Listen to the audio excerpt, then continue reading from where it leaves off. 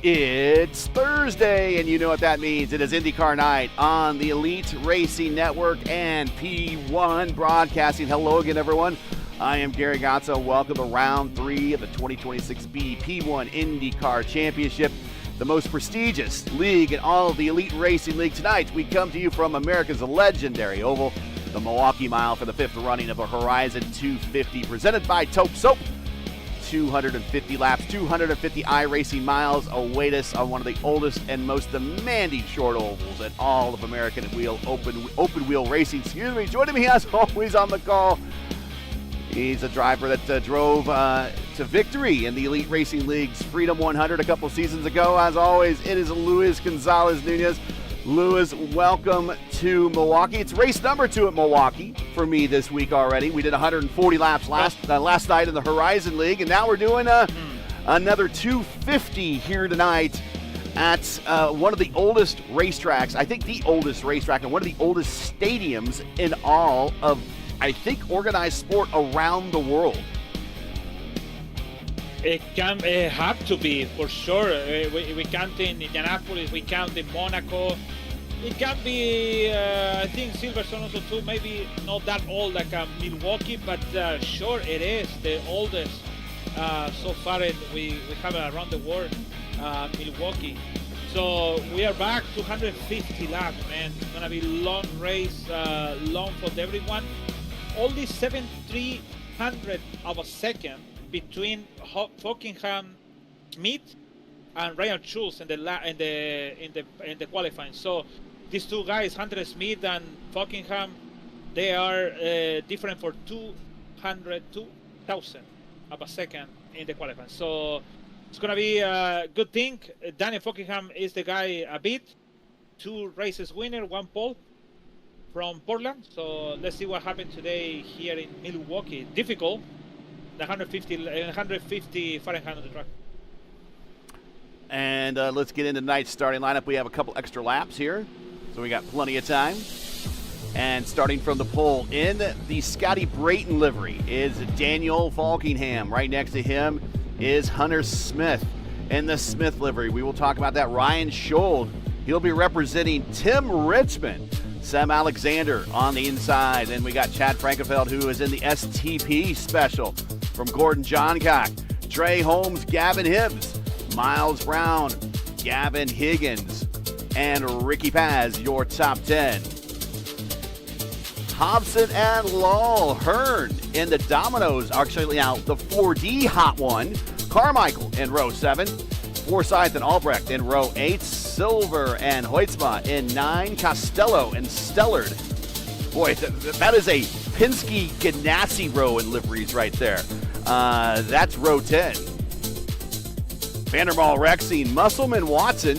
Watson in a Michael Andretti throwback. Decker and Yellen. Aldrich, Talon, Rakes, and Sasek. Sasek in a livery representing his family business tonight. Mitchum and Huckleberry. Huckleberry in a Danny Sullivan throwback matching Purdue colors. McKernan the stock. Mixer, Gill, Blauman, Camargo. Blauman deep in the field here. Stockner and James. And Shane Coker is last on the grid. He did 140 laps last night. Here we're getting ready to do 250 tonight. It's going to be tough, man. Green flag out, and I think good restart for Daniel Fockingham. But bad for Ryan Schultz, side by side with Sam Alexander in turn 1. So Alexander and that Takuma Sato throwback. So what is Fockingham, Smith, Schultz, Alexander, Frankenfeld, your top 5 here? And I hope to see all of the liveries, but trendy paints make it more, to me, difficult. Hunter Smith. Hunter Smith, yeah. Almost in the wall, yeah. Yeah, we saw Hunter Smith. And then, car sideways. And unfortunately, it's Richie Hearn and the Al Unser Jr. throwback in the Domino's 4D Hot One, and he is sporting some damage already. You see the Richie, we see a Buddy Lazier throwback right behind him. That is Mason Mitchum. Let's see what happened to Richie Hearn. Christopher Aldrich also too with Minbo flag. Christopher Aldrich in the Mario Andretti livery. And, there's the contact right there off the corner. 3 wide through and just a little bit of contact. And Albrecht is going to get a little bit of damage as well. Decker. Yes, Decker had to take an extreme move to the inside. Same thing with Mason Mitchum. Let's go back and watch Jordan Decker here. And it all happens in front of him, and he has no place to go. I mean, he has everyone. He has the grass to the inside, cars to the outside. Woo! And there it is.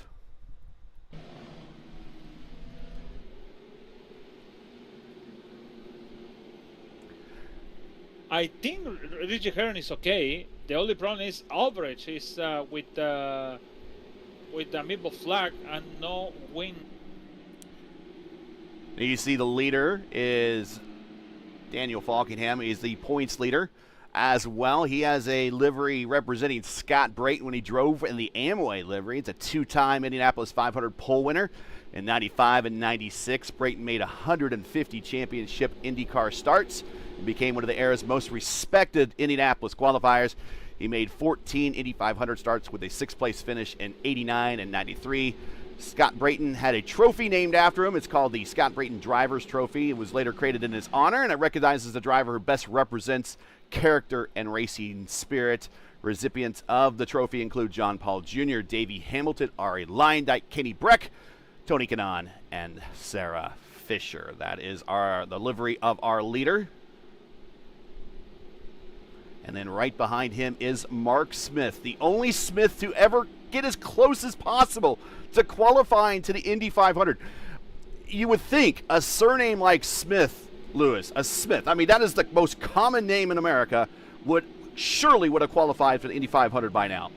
Nobody by the name of Smith has ever qualified for the Indy 500. In fact, Hunter Smith has more wins at the Indy 500 in elite racing competition than there have been qualifiers in real life.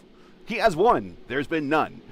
But Hunter Smith representing that livery. He drove for Walker Racing, not a bad team, but unfortunately just didn't have the pace to make the race.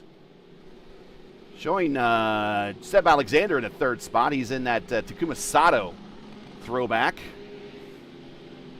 Back to the IRL days. With the Lotus? Yes, the Lotus. Getting ready to go green now at lap 6. Next time by. We'll take a look more at these liveries in the lineup. There is the Lotus. Of course, that also could be at least. It could be Clark too, if you wanted it to be. There is a deep cut livery right here. This is Ryan Schold in the Uno livery. That is Tim Richmond. Yes, everyone thinks of Tim Richmond as a stock car driver. He started at IndyCar first. In fact, his mother, after witnessing him make a very bad wreck at Michigan, is who encouraged him to go try stock car racing because, in her mind, it was safer.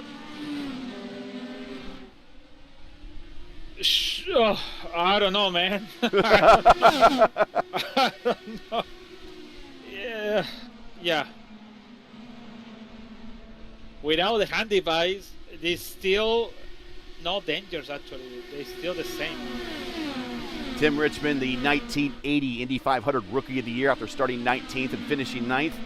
Richmond made 9 championship starts before moving to stock cars, where his speed and his personality made him really NASCAR one of the defining talents. Oh my God, Ryan Schul and yeah, we're watching it. Chad Frankenfeld.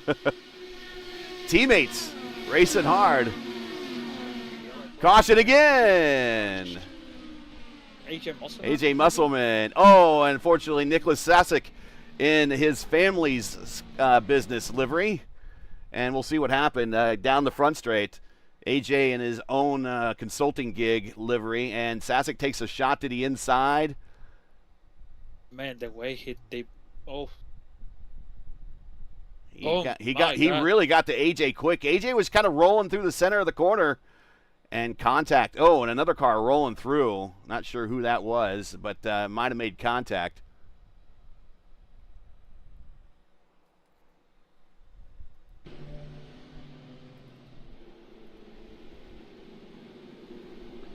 Anyways, sorry, back to Ryan Schold and the Tim Richmond livery. That was basically the most famous thing that Tim Richmond did. It wasn't that livery, by the way.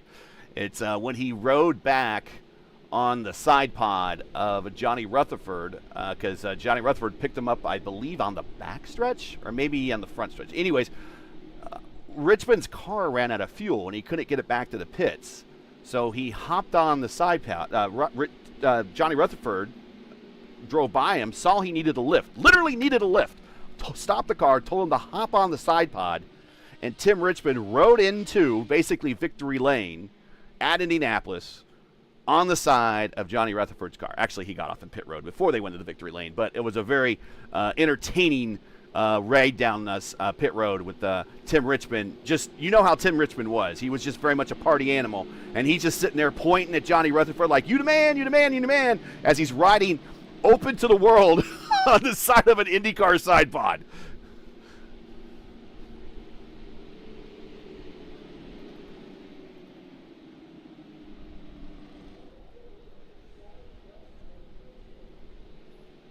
Anyways, thanks for joining us, everybody. Make sure to like, share, and subscribe.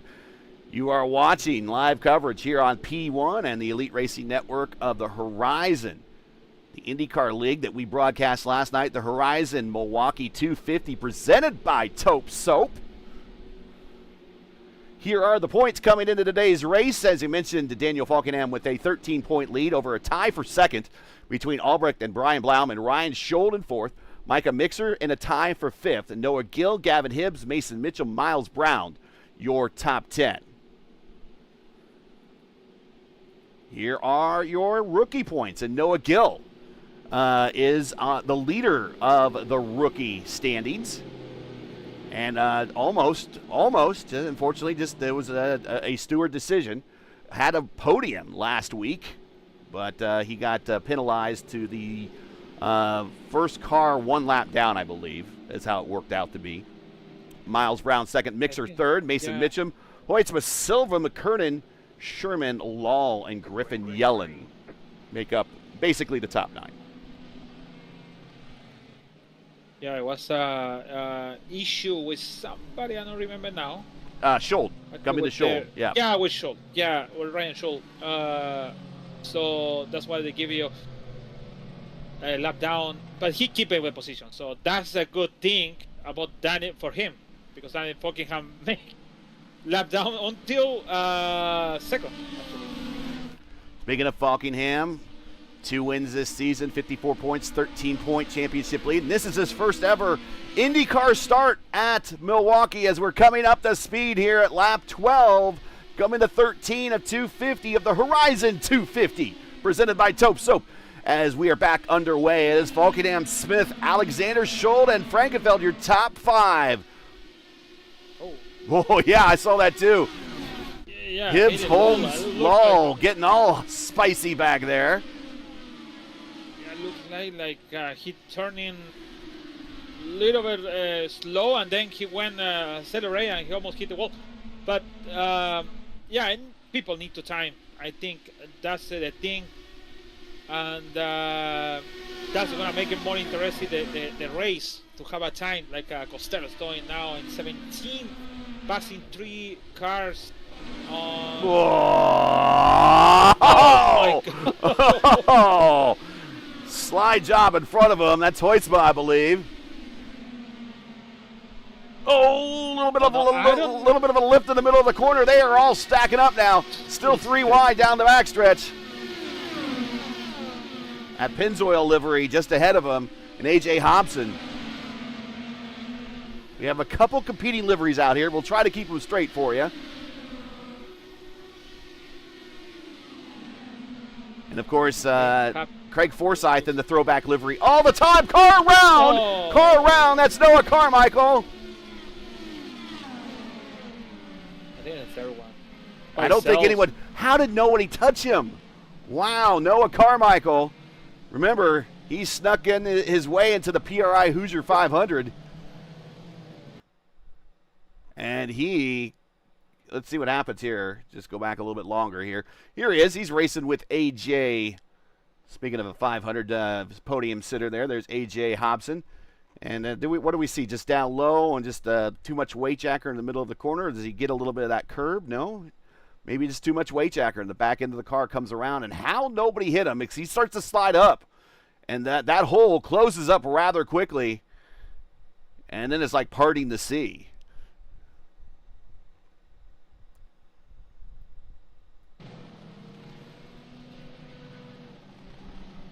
The pole award for today's pole award goes to Daniel Falkenham. Of course, the pole award is sponsored by 4D Racewear.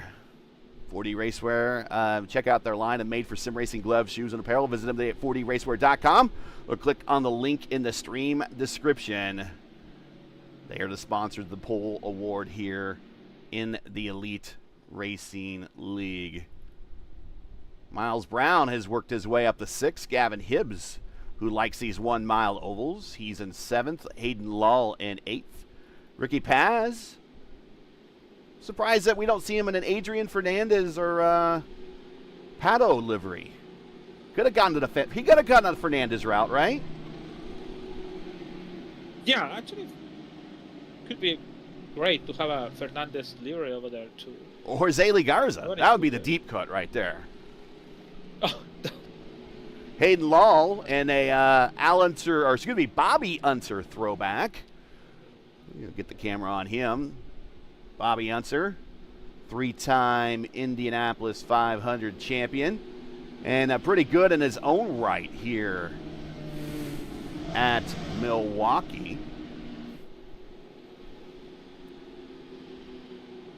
A 3-time Indianapolis 500 winner in 68. He won in 3 different decades, 68, 75, and 81. Retired after winning in 81. 2-time national champion, 35 career IndyCar wins, 49 poles, 7 500-mile race victories, and a record 13 Pikes Peak hill climb wins. Unser is also the first driver to record a 200-mile-per-hour lap in IndyCar competition.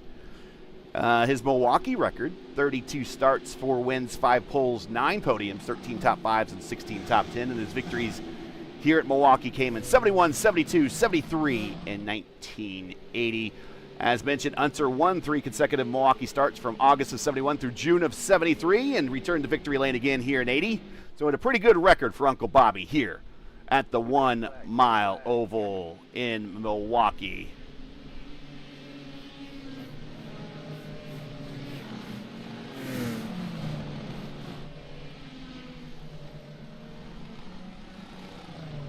There's Michael Costello in that Marlboro livery. Of course, that was won here multiple times.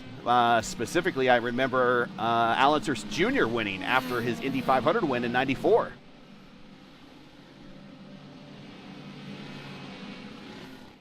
Getting ready to go green this time by, it's going to be Falkenham, Seb Hunter Smith, Seb Alexander, Ryan Schuld, Chad Frankenfeld, Miles Brown. It's the Taupe Soap, presented by Taupe Soap. It's the Horizon 250. Back underway here at lap 21.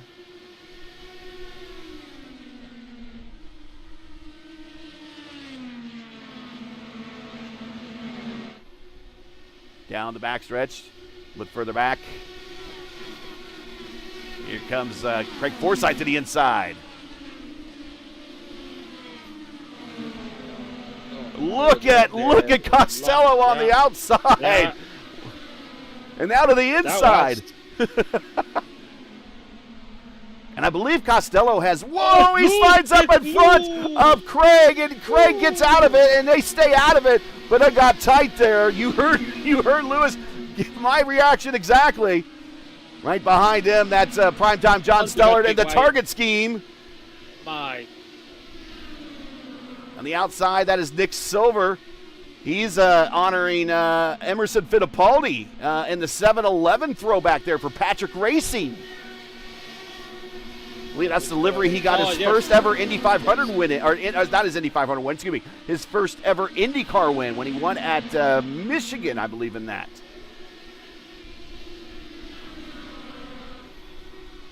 And then just behind him, another battle, Jared Rexing, Gavin Hibbs, Griffin Yellen.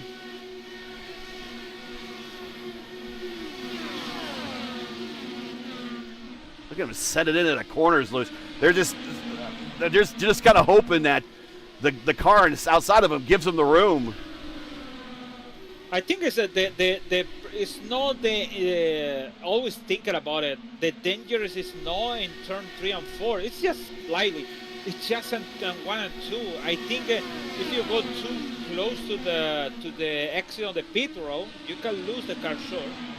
But 3 and 4 is kind of more optional to find a way to pass. You can go for inside, but also you can go for outside, like Costello did, and also he did against Forsyth. So you have a lot of options over there, but I think 1 and 2 is the mostly because you're coming with all of this momentum to make the pass. You see that exit on the pit road. Well, I can take it, sure, you cannot because you can lose the car. But yeah, it's very difficult now to make the pass. Griffin Yellen in that Andretti Haviland throwback. Of course, made famous by a couple different drivers. Cristiano D'Amata drove that livery, as well as it was originally started and driven by Michael Andretti. Also, Christian Fittipaldi drove that livery, but specifically Michael Andretti. He's the 91 Kart Series champion, a 42-time IndyCar race winner, 32-time pole sitter.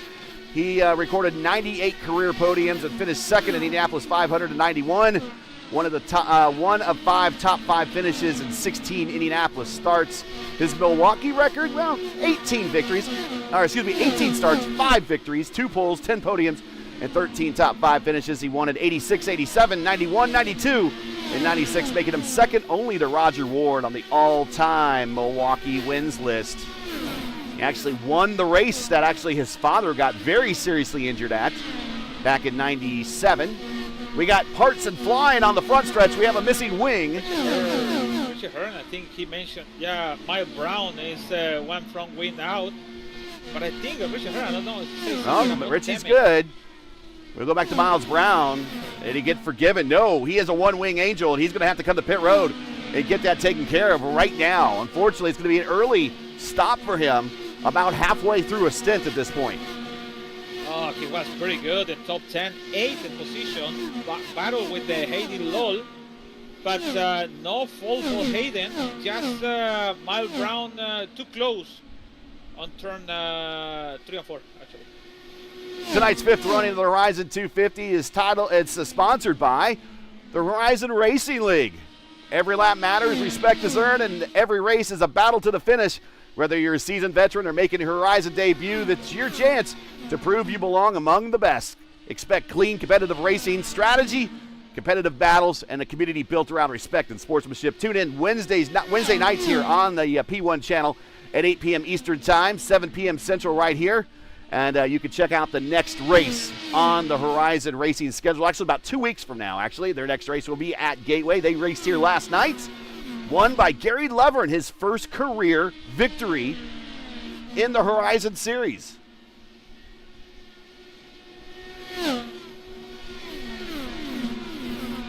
Nigel Camargo, he is in a deep cut livery, a super deep cut livery. That is Tom Bagley. You don't know Tom Bagley? Don't worry, I'll fill you in. Have a contact on the back, AJ Hobson. And also Stellar. A.J. Hobson through the grass. John Stellard. Unfortunately, Milwaukee's not known for crabs, but he is crabbing right now on the backstretch in that Target livery. Oh, Jelly?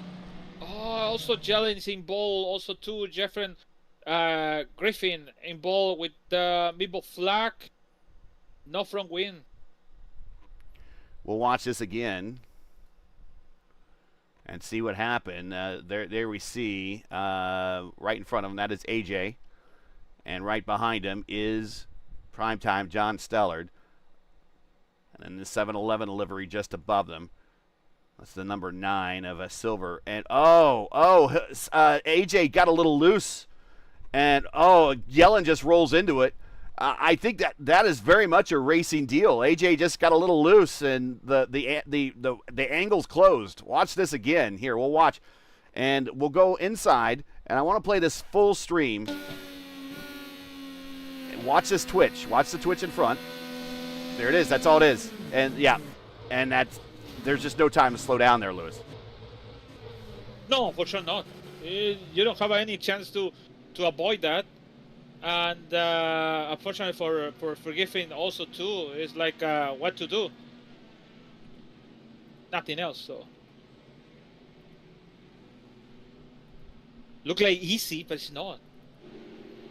Even his face, don't say it's fake, but it's like computer stuff. All the thing, man. For years, this thing is getting more realistic. We don't know. They know. The real drivers know how realistic it is. But it starts to getting more difficult than it used to be in 10 years ago.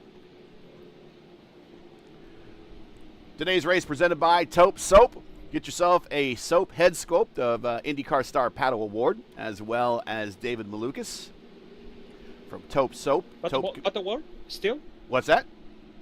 But award still? Yeah, you can get Paddle Award and David Malukas head sculpts made out of soap. So you could take Pato and David Malukas to the shower. Okay. That's okay. I don't want it. I just want to keep it in the. I want to keep it in there because look like that. Nice. To me, that you keep it in the box and it goes up on your racing shelf, really. But I mean that. But yes. You know, yeah. Or you have a kid. Maybe you have a kid that really likes David Malukas because David Malukas looks like a kid. So maybe you have a kid that's his favorite driver, and he wants to when he gets into the tub, take in one of the head sculpts and a little scrub-a-dub-dub, get clean. So you want to check out Taupe Soap. Link is in the description, and buy one of their head sculpts of David Malukas and Pato Award. Truly unique if you're an IndyCar memorabilia collector.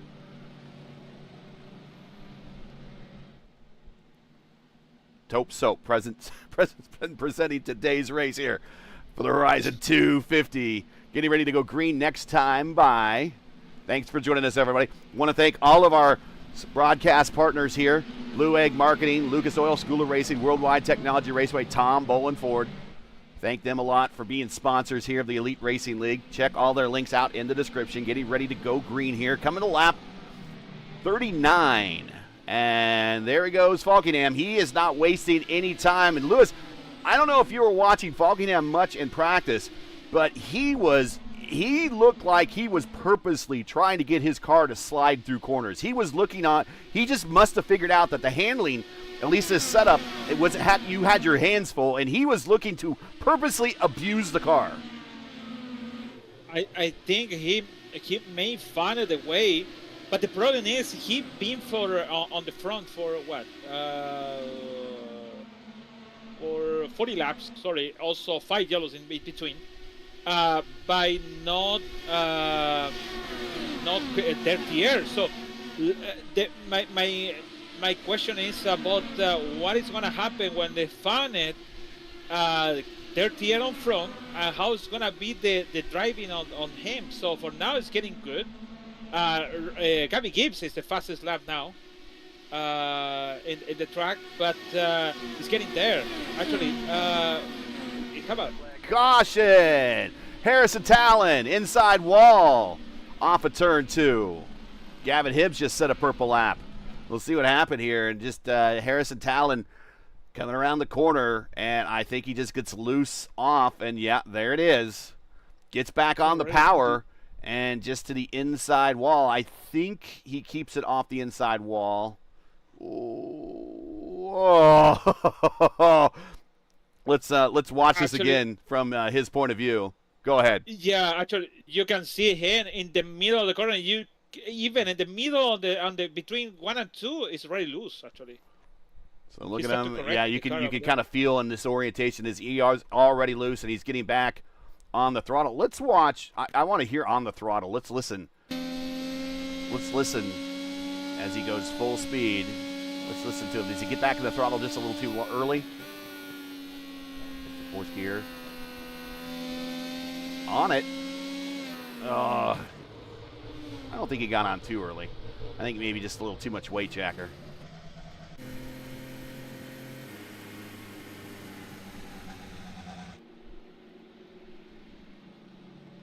Okay, we had 9 cautions last night and 140 laps at Milwaukee. And in case anyone is wondering, the Elite Racing League's IndyCar record for number of cautions is 17. I'm not sure what we're at already here tonight. Five. We're at 5. So we are halfway to the count of last night's. And that was only 140 laps. We're doing 250 here today. Let's talk about Chad Frankenfeld, because he won of the top 5 most caution-filled races in league history. 3 of them were won by Chad. The most is 17 at Richmond in 2020B. That was won by Chad. He also won 15 caution race at Iowa in 2020A. And he also won 13 cautions, which was at Milwaukee here in 2023. So he won all 3 of those races, but he is driving a livery represented best and most notably by, and if you're a stock car fan, you're like, that's Richard Petty. No. That is not Richard Petty.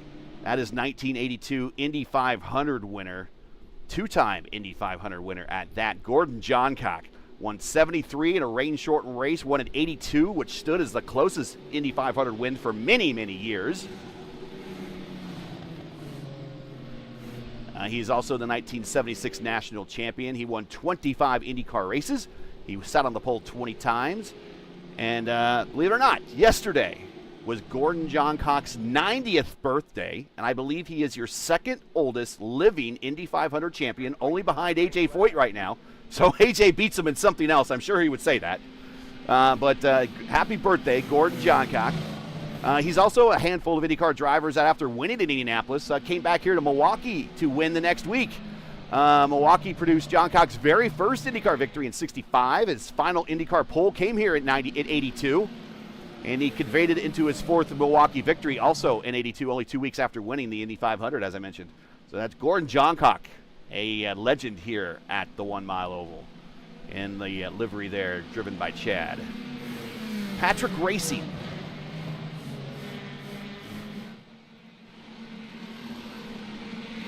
Get ready to go green. Falkingham's led them all. Hunter Smith, Seb Alexander, Ryan Scholl, Chad Frankenfeld, your top 5. We are back underway, but eyes are on Michael Costello in that Al Hunter Jr. Marlboro livery, as he is already on Gavin Hibbs, hounding him. Michael Costello up 12 spots, Lewis, and you've been calling him all day, and he has been riding this high line. Look at this high line through this corner. He is going to be in your living room right now.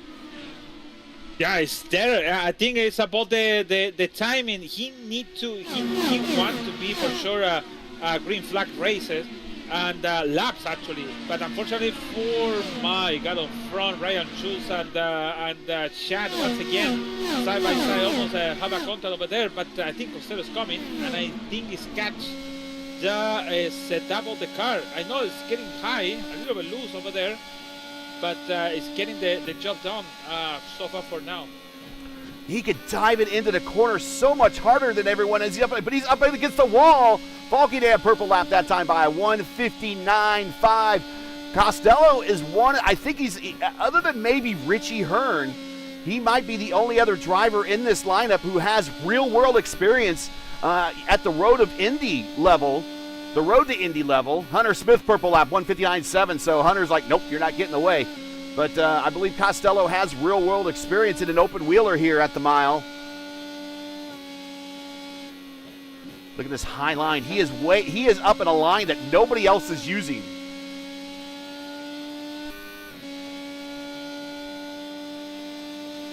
Seb Alexander purple lap 160.2.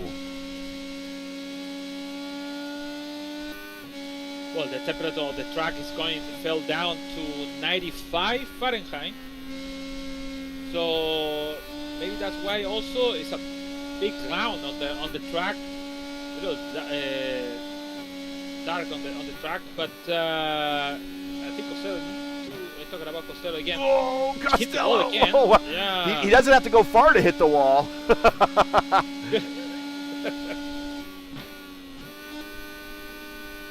He drops the third gear.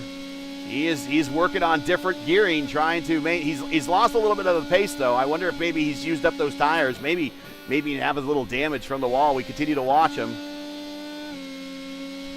Right behind him, is Nick Silver. I was looking. I thinking about it. You said about the older Mexican. Jose Lee Garza? Yeah, but I thought, what about Pedro and Ricardo Rodriguez? They tried to, yes. And Pedro tried to come into the Indianapolis 500, 63, 64, and 67, but he couldn't qualify. So yeah, back in the 60s, 70s, 80s, and even portions of the 90s, there was typically way more than the 33, and to make the field really was a feat on its own. We'll get the weather off there, and we'll get you back to TV coverage.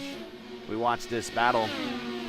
Now, yeah, just 33 drivers showed up this year, so they just kind of show up and turn your 4 laps to find out where you start on the grid. Now a real challenge to whether you're going to make the race or not, but you're right, back in those 60s and 70s, 80s. In fact, in the 80s, they had over 100 drivers show up. That's the highest they've ever had. Too much.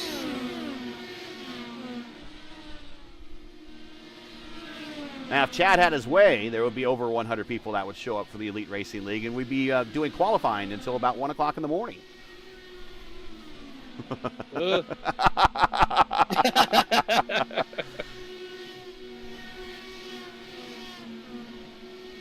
Watching this battle here between Silver and Costello for 7th and 8th position.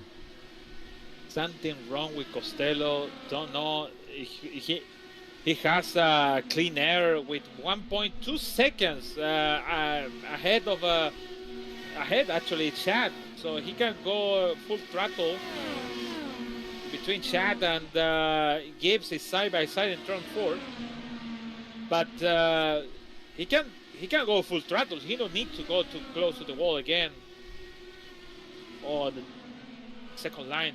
I think it's second, third line. Loose, actually, on the corner.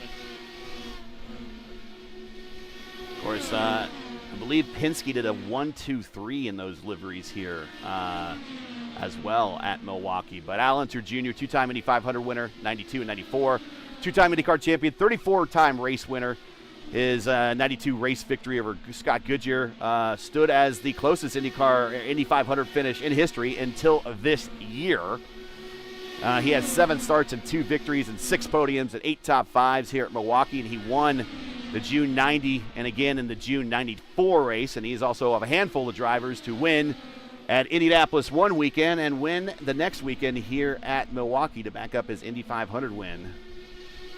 Among those also Gordon Johncock, we mentioned, Tom Sneva, Rick Mears, and Juan Pablo Montoya is the last driver to do it. Go a little forward. We got 2 teammates racing for position.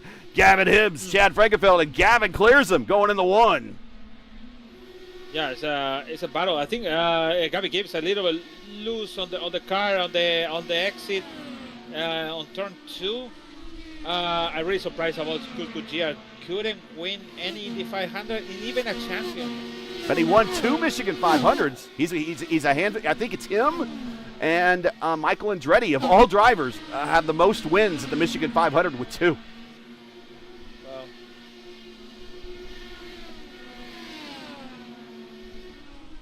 In fact, he won in 92, got his first win, Scott Goodyear, at the Michigan 500, which kind of backed up how good he ran at Indianapolis. Got the win. The 94, yeah, we're watching Hibbs and Frankenfeld. We'll go back to Costello.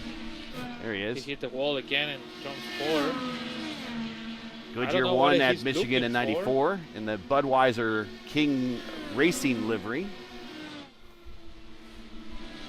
Again, we are looking at pit stops for some of these leaders. The first 11 have not I don't think you're necessarily of any of them. No, I don't think so. The first 11 have stayed out for all the stops. So Brian Blauman, who's in 12th spot, stopped at lap 17. Oh my God! Oh, Mac, yeah, I seen the pass of the Gavin Gibbs with the lap down. It was really, really tight. We'll go back and watch that. And that's another Marlboro livery out there.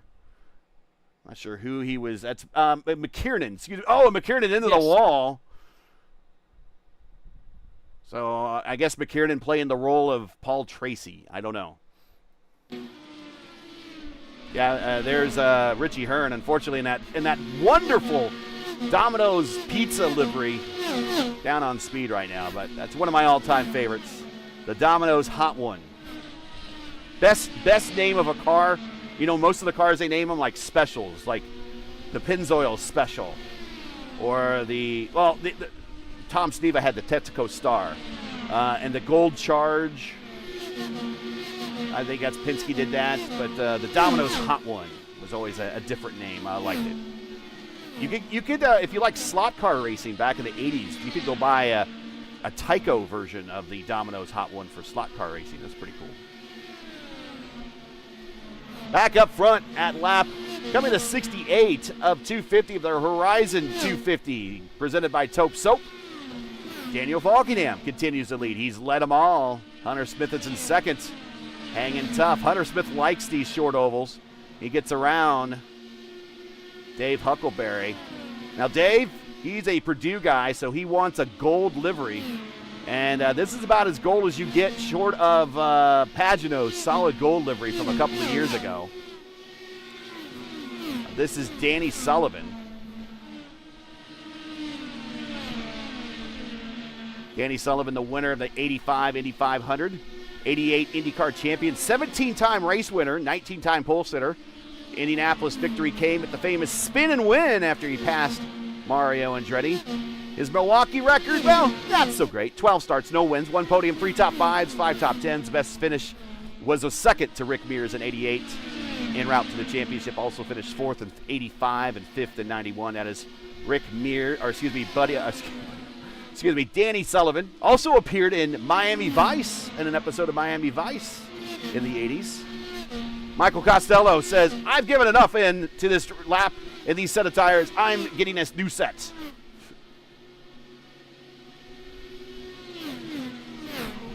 Caution on the racetrack. And Seb Alexander in the Takuma Sato throwback, and he is down a rear wing. What happened to Seb? He went.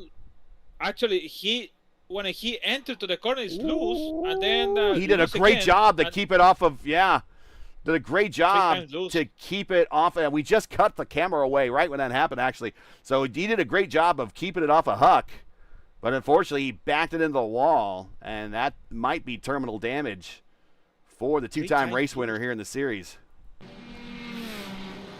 Hey, we're going to take this minute to get in some ads. We don't have as much time to run ads as we have in the long cautions that we had the 2 weeks. So we'll get a couple ads in. We'll be right back. Don't go anywhere. This is the Horizon 250. We're lap 72 of 250, presented by Taupe Soap. Don't go anywhere. Pit stops underway here at the mile. We'll be right back.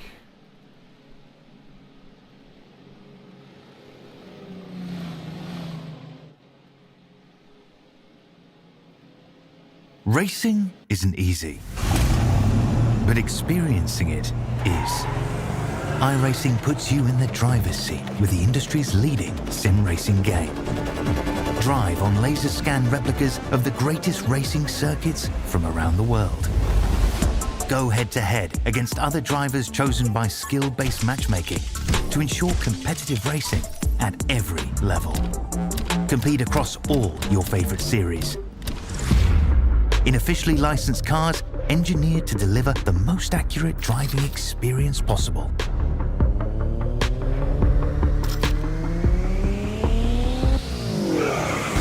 Join a race or host your own with players from across the globe. Race against the computer or in a league with friends. Feel the thrill behind the wheel. Visit iRacing.com.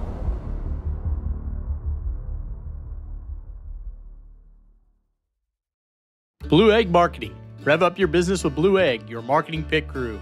Turbocharge your lead generation with experienced drivers that can navigate the competitive track to connecting with your customers. With Blue Egg, you're always in the pole position, leading your brand towards victory lane. So don't spin your wheels, accelerate success with Blue Egg, fueling small businesses to win big.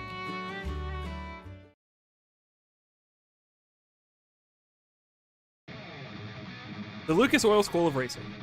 Simply stated, we are the professional ranks where the quality of the equipment often dictates the outcomes, and all of our cars are designed to perform and race as close as humanly possible.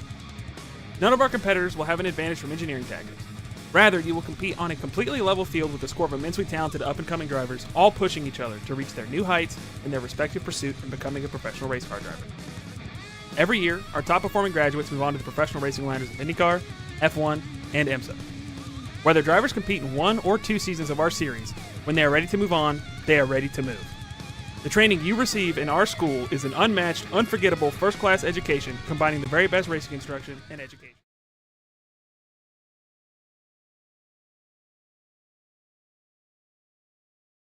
Sure.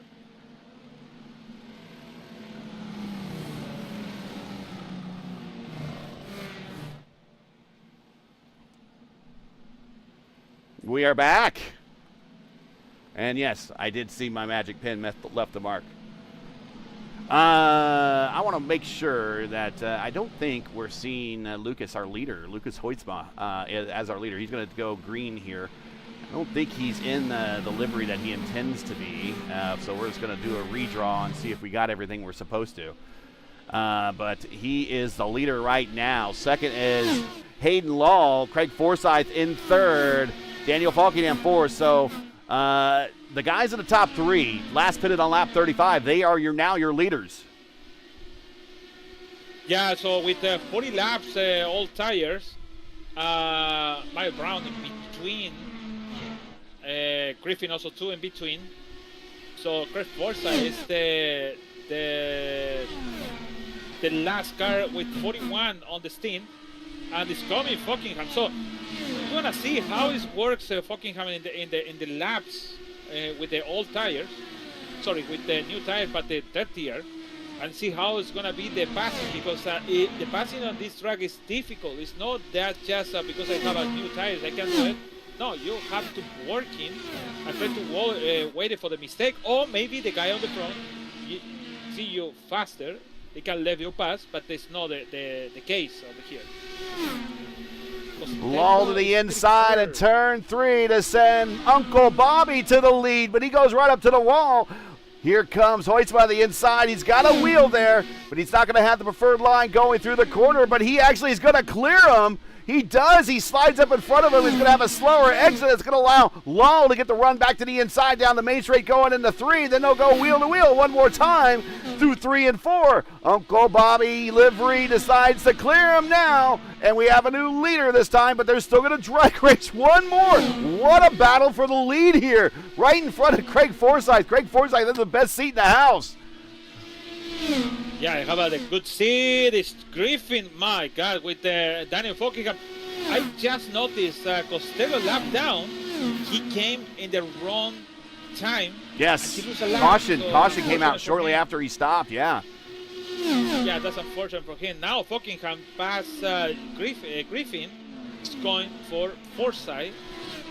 And it's about 2/10 faster than Forsyth. So we have a little lap traffic in the mix here, so we'll try to sort everything out. Hayden Law is your leader. Then right behind him is Hoytsma. And again, we did redraw all the liveries, so if Hoytsma is supposed to be in another livery, we apologize in advance. Craig Forsyth, he is in third, and he is now being attacked by our points leader, Daniel Falkingham, who started from the pole.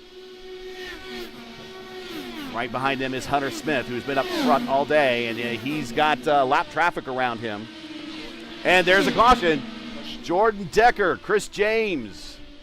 Chris James in the Buddy Lazier throwback. Thyself, James, too close, too sharp. We'll take a look here. And I think Jordan Decker, man, that was close for him. Whew. We'll see this Costello here. Out. He goes. Does he clip the corner? Costello is retired. Oh, and just loose there right in the bottom there. And there he goes right around, unfortunately. Does anyone get him? I think everyone misses him. Buddy Lazier, best known for winning the 96th Indy 500 for his first ever IndyCar win and a 2000 Indy Racing League champion. 8-time IndyCar race winner. Lazier also finished second at Indy in 98 and 2000. Had a pretty good record there from 96 to 2000. He was always, you could always find him up near the front of the pack at Indianapolis. He has 5 starts at Milwaukee, a 1 DNQ with the best finish of 15th. So not the stellar record for Buddy. But his strongest appearance was started 5th in 2005 in a substitute appearance for Panther Racing before, much like today, an incident ended his race after 129 laps. So looks like Chris James still going here as we are back under caution here at lap 250. And I think this is our 7th caution.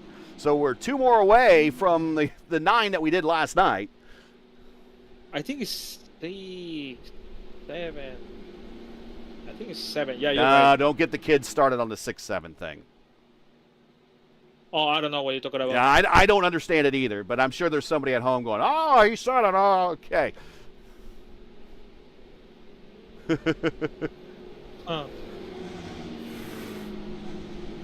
Tres.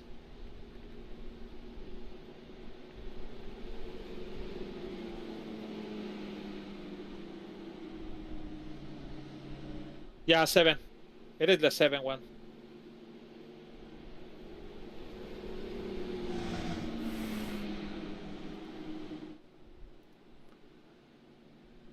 And we haven't talked about all the records you need to know from it, because we're talking IndyCar history here. This is one of the longest running venues on the calendar and the schedule, even though that it's recently returned after a long absence.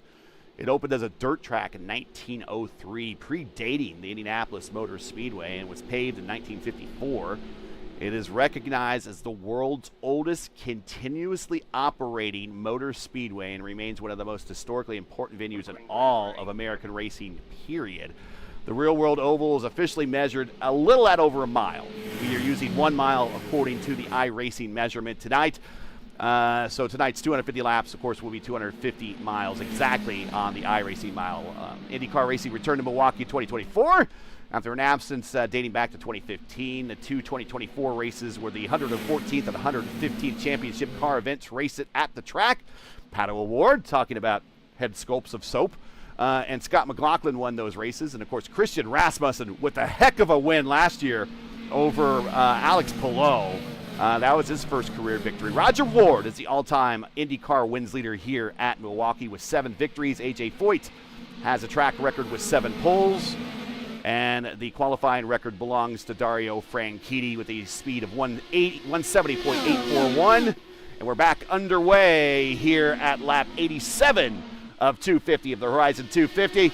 And it's still Hayden Law. But Daniel, we got, that's Griffin sideways off the corner. Griffin yelling. With Hunter Smith. Hunter Smith. And that was a very, there's the contact. And it was just a lazy spin off the corner. And Chad had to take evasive action. But is that going to be costly now to Hunter? How did the stewards rule on that? Because Griffin Yellen is back in 35th spot, 8 laps down. So how do the stewards rule on that? Are they going to penalize Hunter Smith to the tail end of the lead lap, the end of the pack? And if that's the case, it's going to bring him back to 25th, 26th, somewhere in there.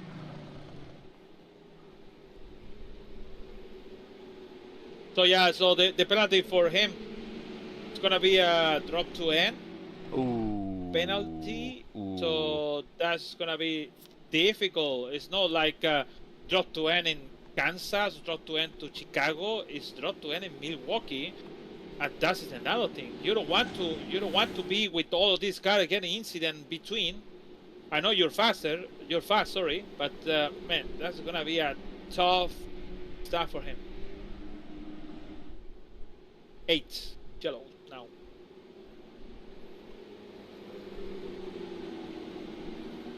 I did have drivers privately telling me that it might be a long evening, and we are kind of en route for that right now.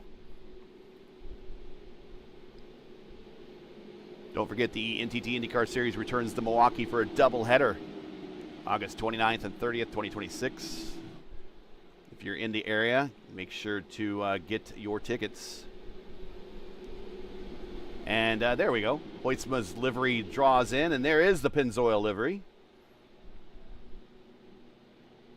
Unfortunately, Hayden Lall, his livery goes from what it was, the Bobby Unser, to something else. So we'll draw it again to see if we can get all the files. Yeah, Trading Paints just having a ball of a time.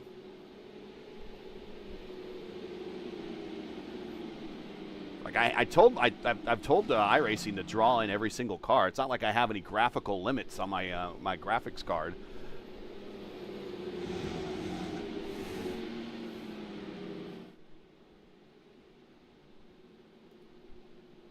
Want to thank our sponsors here in the Elite Racing League: Blue Egg Marketing, Tom Boland Ford, Lucas Oil School of Racing. And then I reload paints, and it swaps them between Lall and Hoytsma again.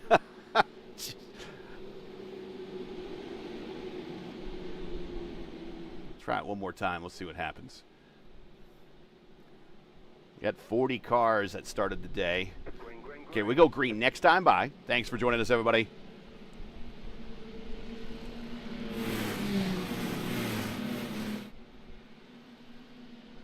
And we want to thank Worldwide Technology Raceway as well. They got some big events coming up in September that you want to get tickets for. Don't forget, IndyCars race there every year. Check out tickets for them.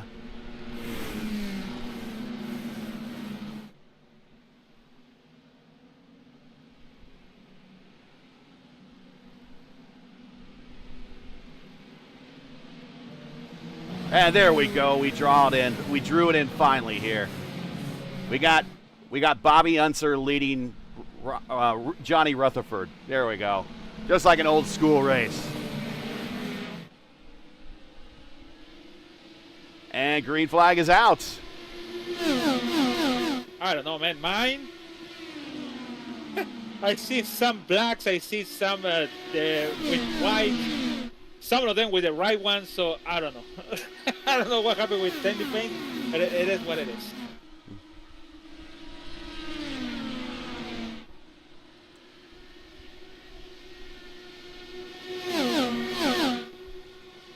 Johnny Rutherford had a lot of luck here at Milwaukee. He swept both races in 77, and also won in 1980.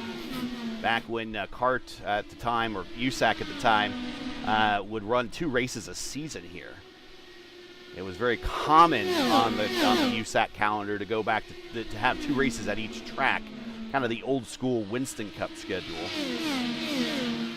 Except for Indianapolis. Indianapolis was the only track they typically would only race at once a year, but they would race twice at Trenton, twice at Milwaukee, twice at Phoenix. And inside, oh, this is going to be interesting. And Harrison Talon, inside wall again off of 2.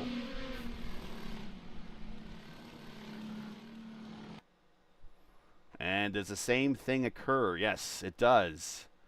Just a lazy spin off the corner.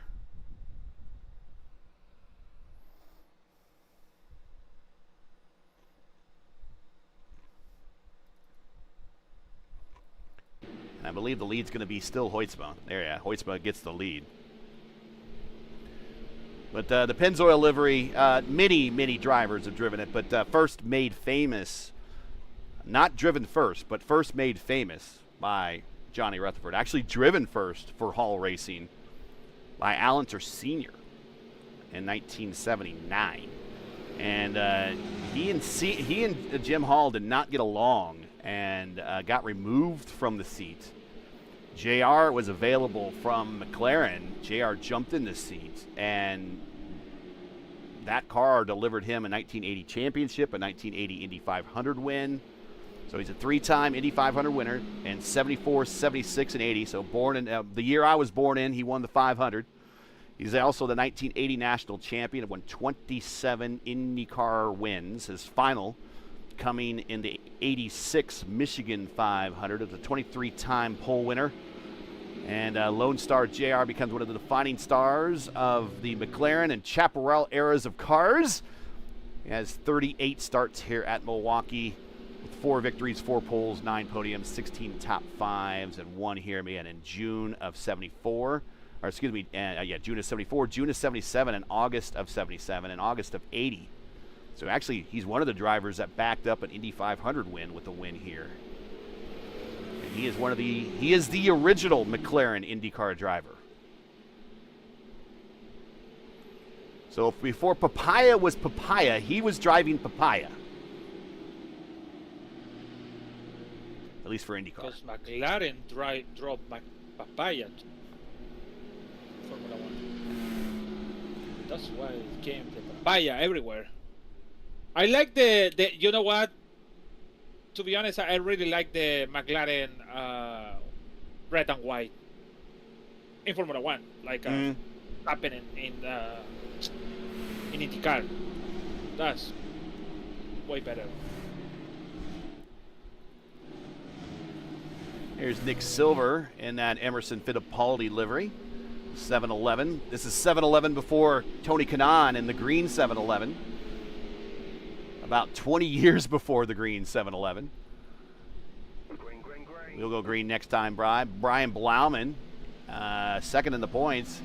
He is still in the Interscope livery. Yes, he is. And that actually did race here at Milwaukee. Noah Gill in the Valvoline throwback. That raced here, specifically with Robbie Gordon. Walker Racing. Jared Rexing, no livery for him. He's going to keep that in the Nesquik. Too slow. I don't think it's proper speed on Lucas on the front. Yeah, he's got command of the field. He could do kind of what he wants here. Now, there is a minimum speed they need to meet, so long as he was meeting it, and we are back green flag here coming to lap 99 of 250. I think nobody complained about that, but look like too slow. Oh, it's coming Scholl. Oh, passing a lap down, actually. That is Miles Brown, one of your rookie points leaders, having a bit of a rough race. But again, a long ways to go. We're not even to the halfway point yet, folks. Thanks for joining us. We appreciate everybody being here. Both channels. Yep, right here at ERN. If you're not subscribed to ERN, subscribe to ERN. If you're not subscribed to P1, subscribe to P1. Hey, heck, man, subscribe to both. That's awesome. We really appreciate it. And I've got to thank our sponsors again, the Horizon Racing League for sponsoring the race. Taupe Soap for being the presenting sponsor. 4D Racewear for sponsoring the Pole Award. And of course, Blue Egg Marketing. Newegg is the computer company. Blue Egg. Then we have Tom Holman Ford, Lucas Oil School of Racing, and Worldwide Technology Raceway, all premier sponsors of the Elite Racing League. Side by side, Noah Gill looking for a position.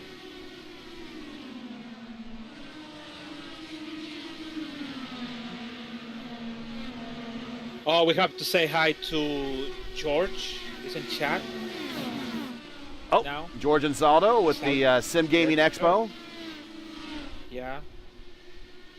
After all clear, we're going to be over there on September.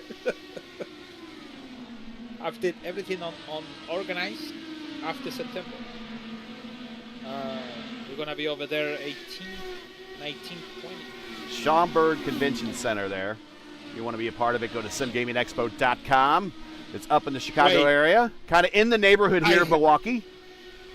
I have to learn about that word because they're going to ask me, where are you going? I'm going to... Schaumburg. Yes. Schaumburg. Oh, Noah Gill yanks on that steering wheel, goes to the inside of Brian Blauman. These are two drivers in the top 10, and they're battling for position. Yeah, what a surprise of, well, both of them 29th spot. Now Blauman's going to go for 30, maybe. Who knows? No, still in 29. Both of them 29. They started in the back of the field, 37, 36. And pretty good job over there. And they are in the main strategy. Actually, Hunter Smith is strategy B with some others. But Lucas Hoixman is the first one with 7 laps on the steam.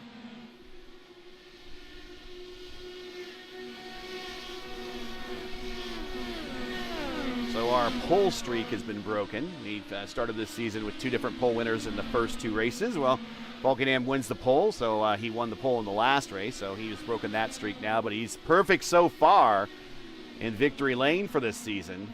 But right now he's in second spot as he is now around Ryan Schold, and he's racing lap traffic.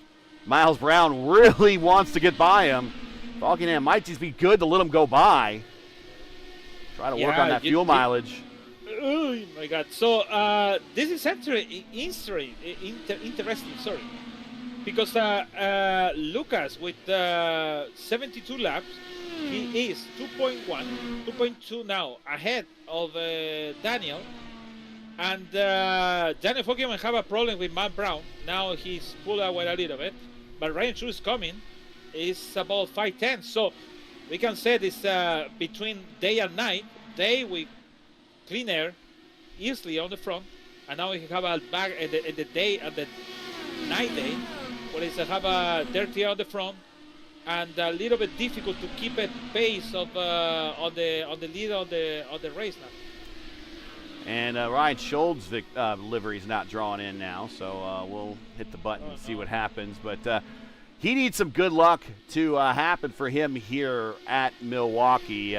He finished 3rd and 4th. Or he finished 3rd at Portland. He's 4th in points. But all 4 of his previous starts here at Milwaukee in the Elite Racing League, his best finish here, 18th. So he would very much, as all the cars go beige for a moment, would very much like to get off the Milwaukee Schneid as he inside there, Miles Brown. Here he goes. The Uno livery is back. So he throws the draw 4 down on Miles Brown. Or maybe the skip card. Yeah, difficult situation on Miles Brown. He called it for the pit. And let pass Chad, Ryan on the front. And now Ryan Schold have a good momentum. He did 23.1 last time, but Chad is faster than Ryan. Well, remember, they're teammates, even though you don't know it. They are teammates, so they're not going to battle each other too tough. But the interesting thing is, Lucy, I think you mentioned it. Let's go back to our leader, Hoytsma. Rookie this season, he is 77 laps into a stint, and I was about to say he's coming to pit road now, but he was able to pull away. And again, I don't necessarily know how much he was pulling away on merit, or how much he was pulling away based upon Falkenham backing it down, trying to save some fuel, knowing that Hoytsma had to come to pit road and get fuel. Why race him harder when you can race him smarter? So Hoytsma comes to pit road for his scheduled stop. He's going to go down a lap, but he went 72 laps on that stint. Yeah, now fingers crossed for him because 78, excuse me, 78. Yeah, something happened. Same happened with the Costello. He come to the pit. We lap down. You need to come into the out. And that's exactly right there. And I'm not sure where the issue happened. Michael Rakes. Rick. Oh, they have a contact with Seb Alexander in turn 4.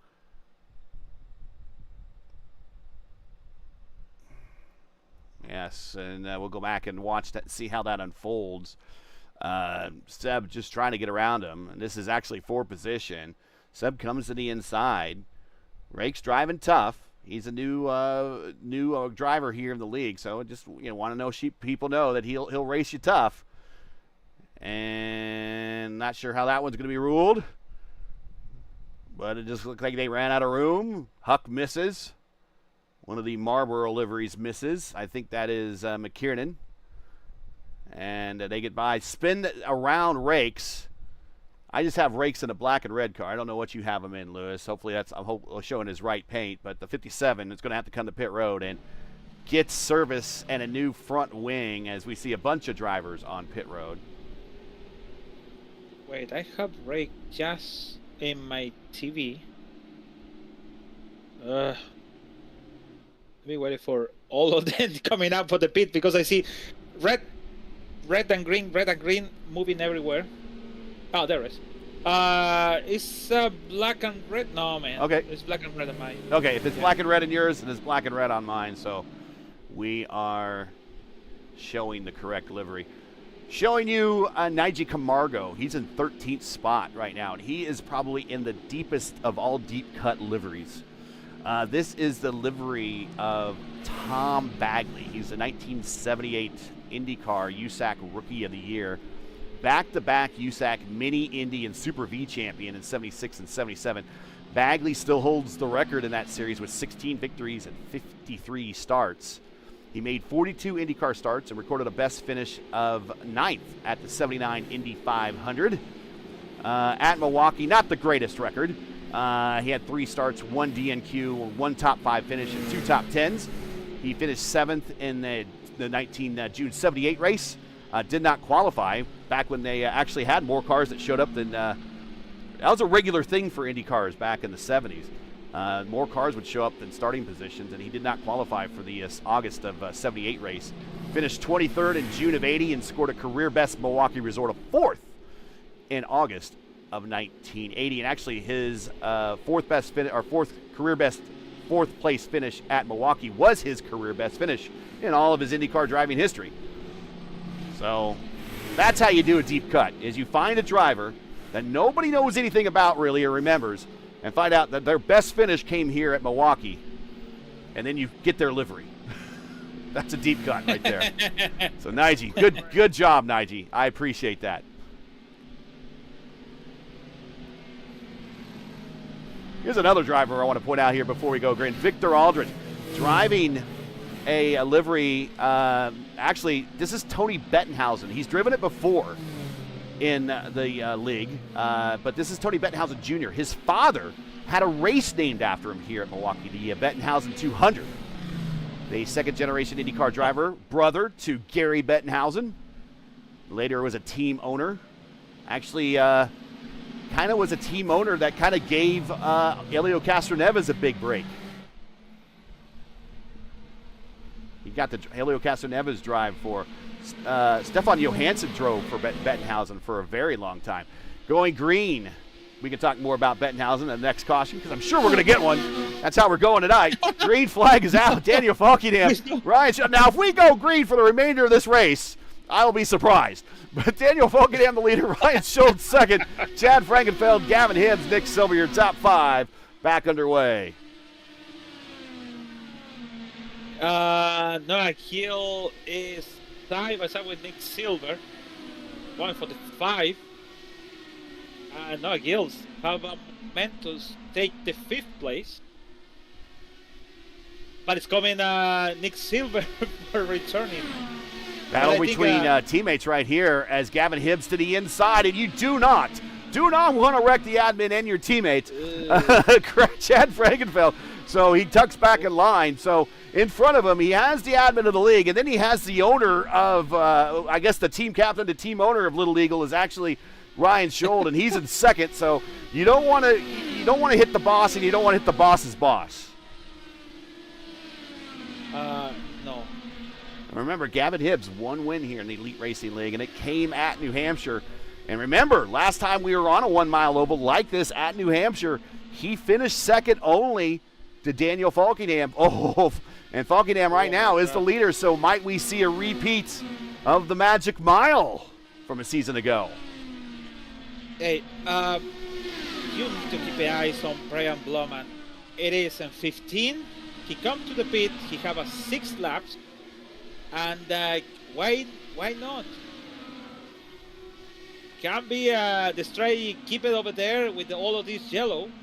Could be take the lead and maybe be on the front at some point again. And also the other driver is Hunter Smith with 34 laps. So that's maybe the driver, Brian Bloman in 15. It could be a good pit strategy over there. And in the end, we have to find out what happened for sure. It's too many yellow. But what if it can be in the end have him on the top 5, maybe battle for the victory.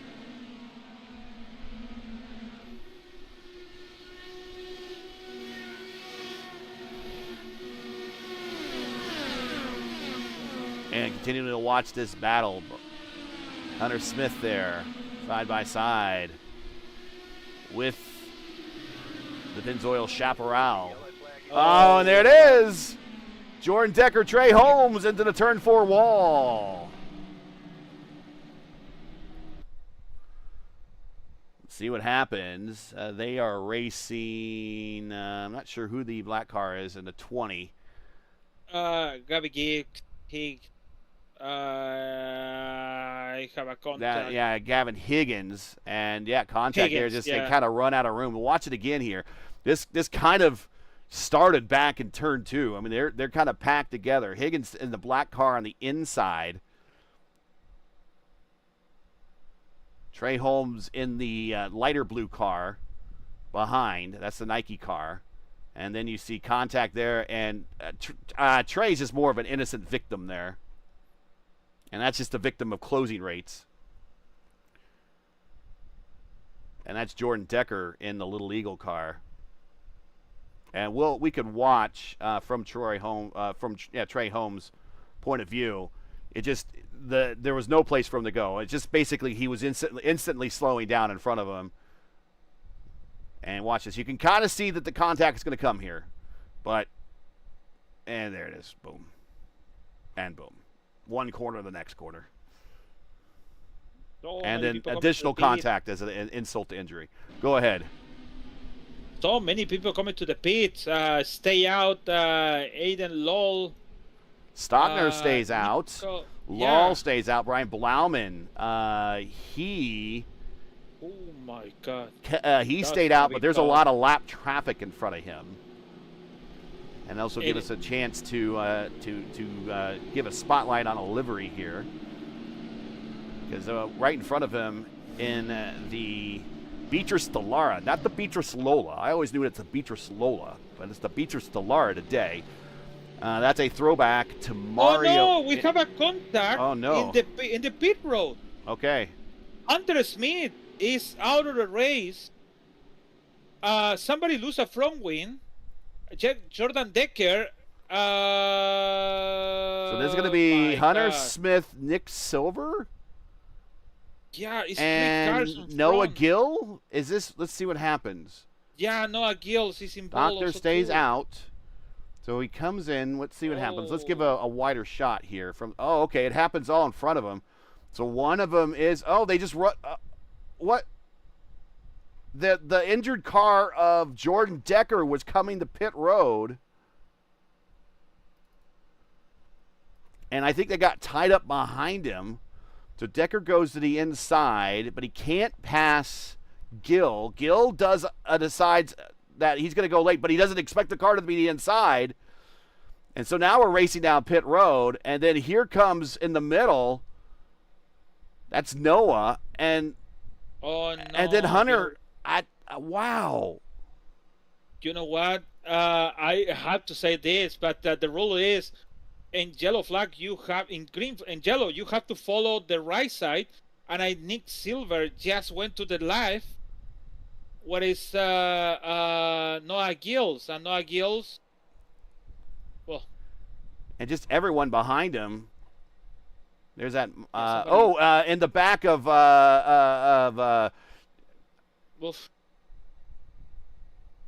it looks like one of the. Okay, sorry, I'm trying to get names down here.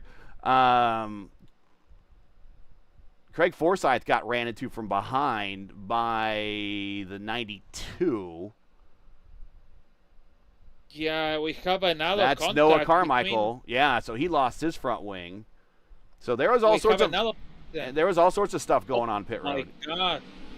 No, after that, I have another incident between Chris James and Michael Riggs, and also Narji Camargo. You mentioned to him today. Somebody flew over the fence, man. So we'll see. This is coming to what happened. Rake's already had his rear wing was already down. How long was it down? So they're all lining up on pit road. Camargo. Wow. This is coming to green. This should have been a delayed green. The 90, rakes into the back of Camargo. Camargo might not know he's down. And that's the 16 of Chris James. James is in he should be in a livery too. That's not drawing in. I'm not sure why. That's going to be the Buddy Lazier. So unfortunately, his day's done. So we got to get back to live racing. We got racing going on right now, but I'm surprised we didn't go on a delayed green there because there was a whole bunch of going down the backstretch, just getting in formation. And you could talk about this. And in fact, I want you to talk about this. Is turning, when you know you're coming to green, you got to get in line. You got to be cognizant of the car in front of you. You don't want to run up on them. You want to give yourself space. You want to stagger yourself between the car in front of you and the car behind you so the car behind you doesn't run into you. That's exactly what happens when someone's not paying attention or something. They run into the back of you and it becomes a big accordion effort coming up to the green flag. Yeah, Michael Riggs, I think, lose the focus on the car on the front of the Camargo. Camargo lose the back wing. He break in the middle. He thought, oh, I'm gonna save it. No, he break it. He lose the control and came Chris James a little faster, leaving at least 2 cars in the way, and he just drew over the James. So he's out of the race. He's actually in pit road now.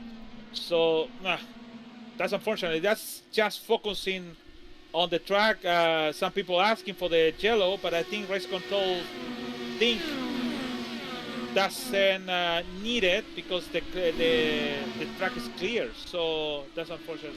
We're redrawing the graphics again, and there we see Ryan Schulden, Mason Mitchum. Mason was in last night's race here at the mile for the Horizon IndyCar Series, sponsor of today's race, also presented by Taupe Soap. And they sponsored last night's race as well. Taupe Soap 140. By the way, Camargo have a back wing installed by iRacing, so it's okay. He's still running. He's still, he came to the pit to repair that. But anyways, he's side by side with Daniel Fockingham. So Fockingham started to getting a little bit difficult over there. He's the leader of the Strikey B, maybe? So we were talking about Chris Albrecht, the pole sitter, one of our previous Indy 500s. He's driving a livery made famous by Mario Andretti, of course, winner. No! Oh, car, that's Camargo coming.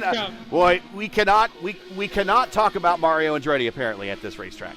Anyways, Camargo to the inside wall off of 2, and we'll see exactly what happened. Daniel Fockingham made the contact. Oh no. And that's going to be interesting. How are the stewards going to rule on that? Because we saw what happened with lap traffic with Hunter Smith. They sent him to the back. They're going to send it to him on maybe on 18 between Camargo and Luca. Where's Luca? Over there. Luca is in the third place. Not third place. I said the third car before after, sorry. The pace car. So, yeah, Lucas Hoytsma. Yeah. So yeah, we'll see how this turns out. And this is a good opportunity while we're under caution to get a word in from our sponsors. Don't go anywhere. You're watching the Milwaukee round of the 2026 P1 IndyCar Championship. We're at lap 142 of 250 of the Horizon 250 presented by Taupe Soap. Don't go anywhere. We'll be right back. Join us for these quick words, and we'll be back to reset the field for you right after these messages.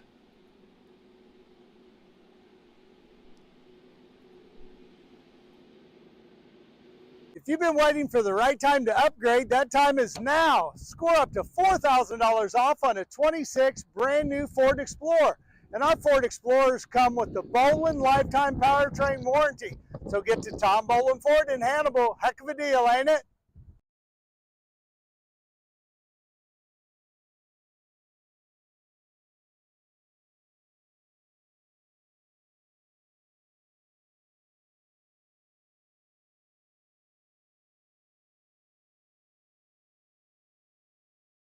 Before anyone else was talking about it, we were building it. Sim Gaming Expo, America's original community-driven, multi-genre simulation gaming event. Experience the latest hardware and tech, meet creators, watch live competitions, and celebrate your passion with fellow sim enthusiasts. Join us September 18th to 20th, 2026 at the Schaumburg Convention Center in Schaumburg, Illinois.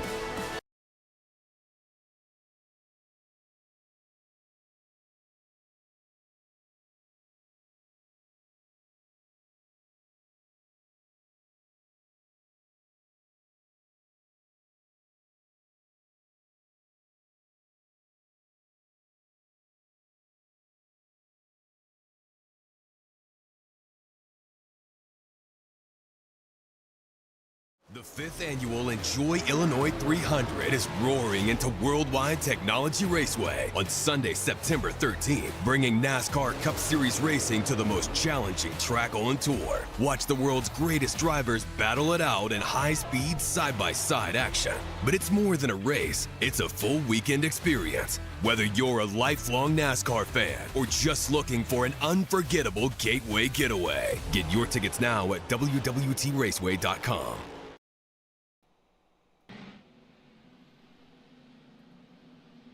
We're back in time to go green for the Horizon 250 presented by Taupe Soap. And we are back here at lap, going to go green at 1:45. We are past the halfway, but we are nearing a record on caution, so we hope we don't get there. Hayden Law, again, back as your leader. Brian Blauman second. Jared Rexing third. Ricky Paz, Micah Mixer, your top five. Yeah, it's number 12 on the Jellos now. We still have a lot. We still have more than 100 laps to go. I know.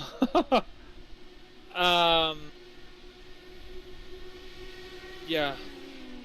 That's a lot. Ricky Paz. He was fast last night. He just had a really short night. And he was fast this season as well and had a very short night at Pocono. He is now up in the mix of it now. So we have two teammates in second and third. Go ahead. No. I just assuming everyone need to come in one more time at the set. Because we've seen that the longest is 70 something. 78. I think 78. Yeah.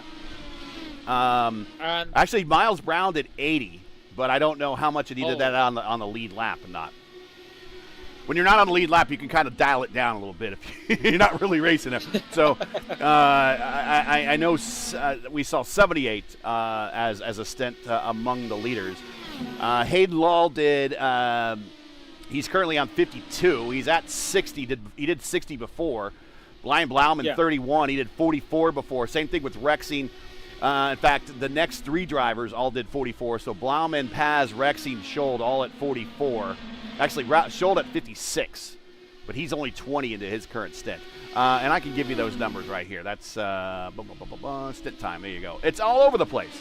It's all over the place. I think everybody for sure has one stop ahead of them. That is for sure. As we have debris on the front stretch. Not sure who that's from. Chris Albrecht is showing injured on pit road. The Mario Andretti car is going to get more Mario Andretti attention as he is right now coming to pit road, crippled right now. Yeah, loose on turn 4. Hit the... Oh, no, man. He was very loose. He tried to hold it. He almost, but the car made some weird stuff, and he lost the car. So that's what the issue. Mario had 36 starts and 1 DNQ, 4 victories, 6 poles, 11 podiums, 15 top fives at Milwaukee. He won both races in 66, returned the win in 67, and earned his 4th victory in 85. And in 87, he had nearly a career-ending injury here where he backed it into the rear, the rear of his car into the turn 1 wall. He got severely injured in that particular race.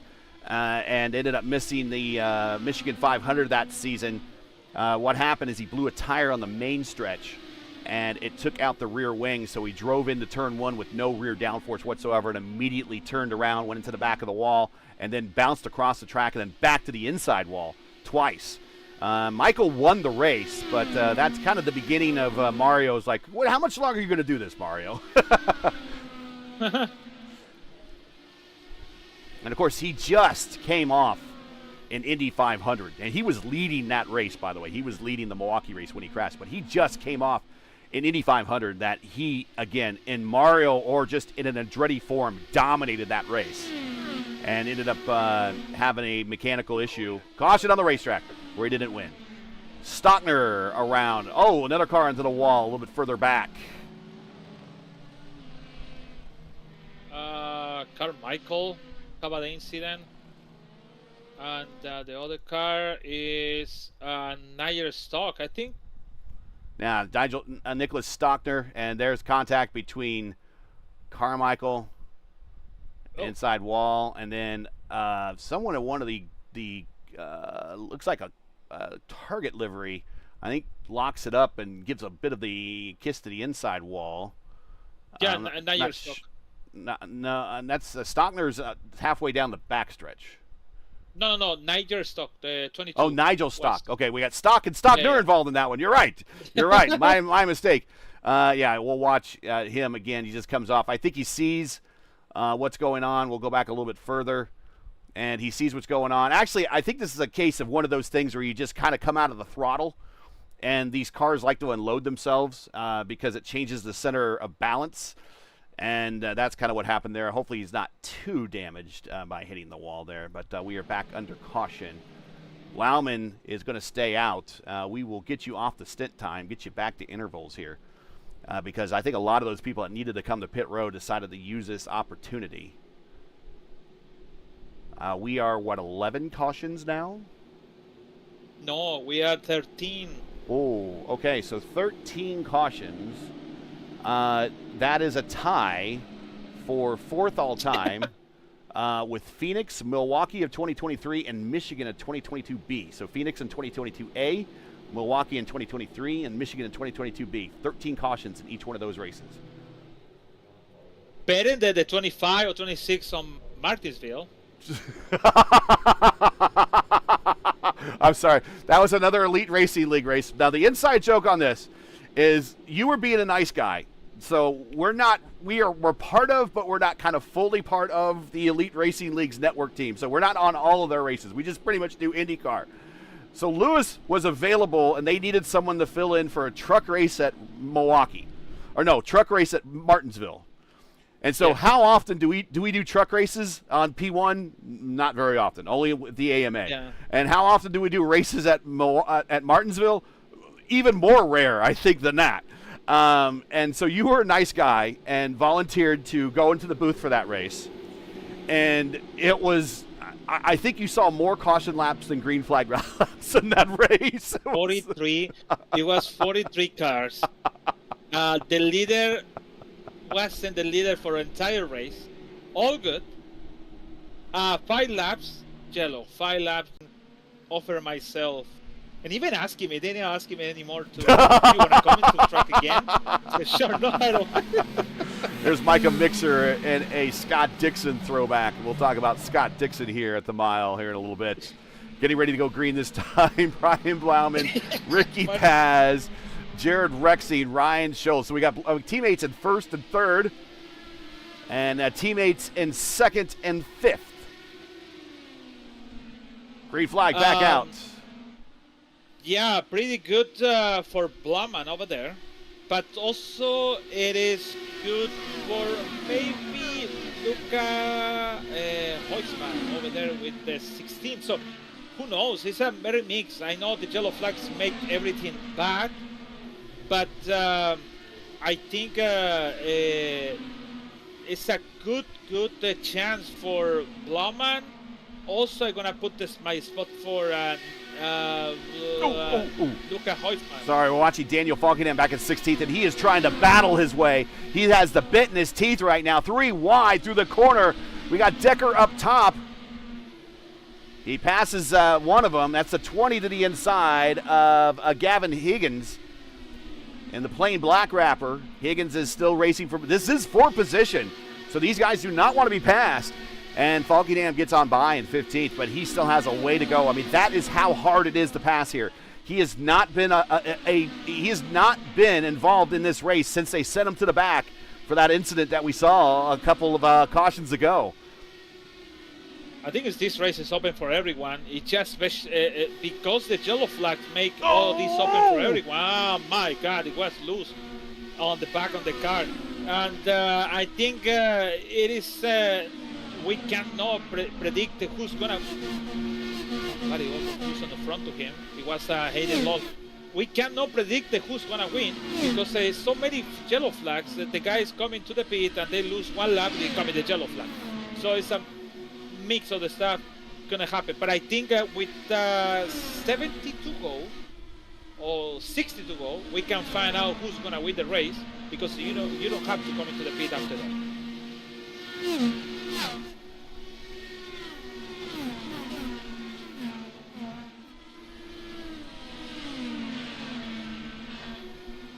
Let's go up a little bit further toward the leaders and take a look at Micah Mixer in the, not the Coors Silver Bullet. That actually belongs to Al Unser Jr.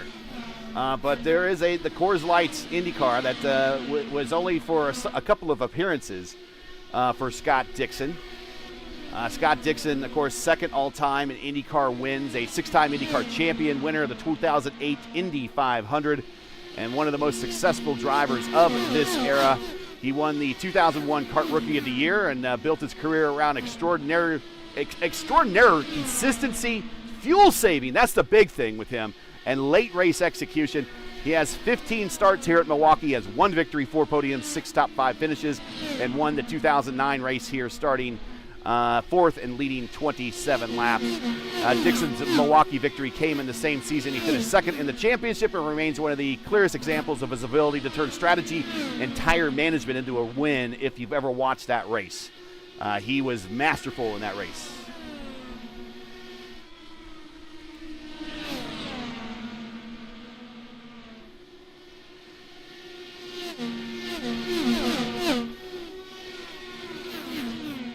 Now, we supposedly had a Rick Mears livery in here. I don't know where that is. I don't think I've seen it. Rick Mears, one of his early liveries. Probably the gold. Yeah. I don't think I saw it. I had notes prepared to talk about Rick Mears. Let's see who was, and I let you know. Also got notes on Juan Pablo Montoya. We had a couple target cars here. I thought this might be a good one to talk about Juan Pablo Montoya, who won here in 2000. We're watching Justin Vandermarl, one of our artists that help out. He is having himself a good race. He is up into the 8th spot. He's in a very much a Penske-looking throwback. I'm not sure of what.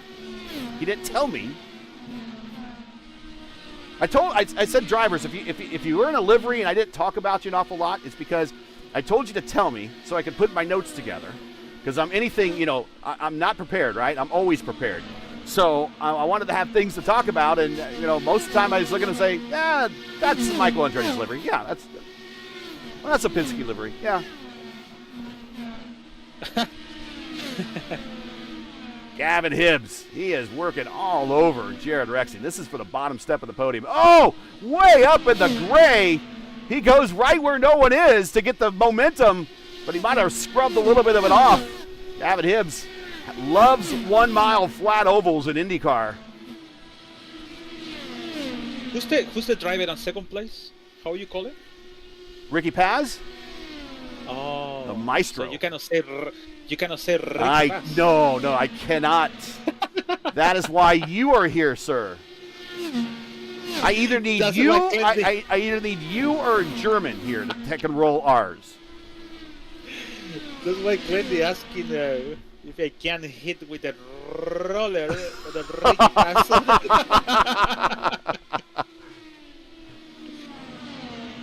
I could go Ricky Paz. Ricky Paz. We don't say the same in Spanish. Only the Spanish people. I don't know why. Sounds like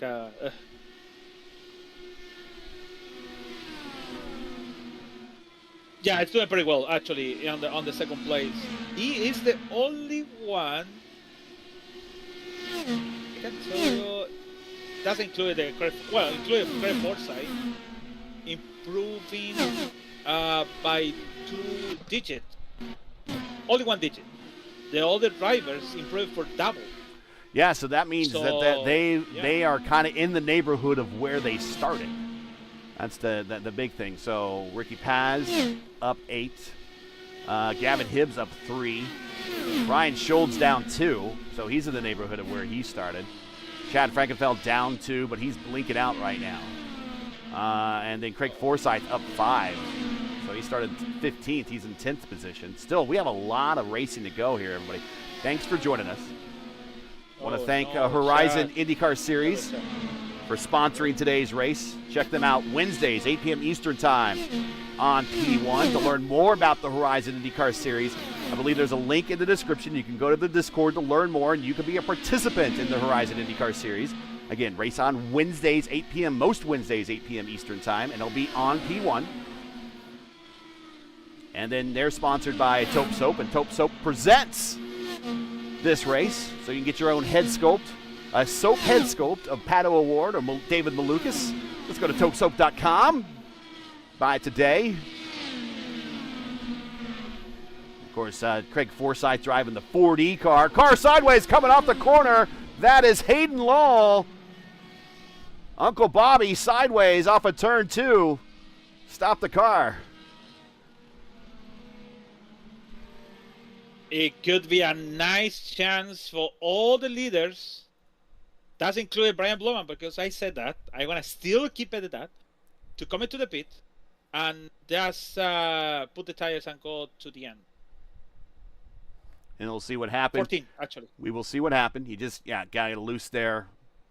And we've seen the same incident about a half dozen times now with a lot of drivers. I think it's just too much tools. When we say too much tools, it's too much weight jacker. Getting the car to over-rotate. Normally it's a loose off type condition. And when you get into the throttle and you have worn tires and you have too much weight jacker, that's exactly kind of what happens. Just using our best judgment there. We don't know that for sure. What we're going to do is take this opportunity to get some more words in from our sponsor. We'll reset the field when we come back. Don't go anywhere. We're at lap 180 of 250 of the Horizon 250 presented by Taupe Soap.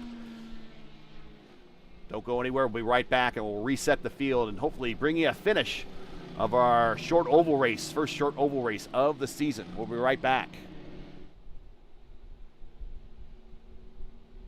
The 5th annual Enjoy Illinois 300 is roaring into Worldwide Technology Raceway on Sunday, September 13th, bringing NASCAR Cup Series racing to the most challenging track on tour. Watch the world's greatest drivers battle it out in high-speed, side-by-side action. But it's more than a race, it's a full weekend experience. Whether you're a lifelong NASCAR fan or just looking for an unforgettable gateway getaway, get your tickets now at www.raceway.com. Before anyone else was talking about it, we were building it.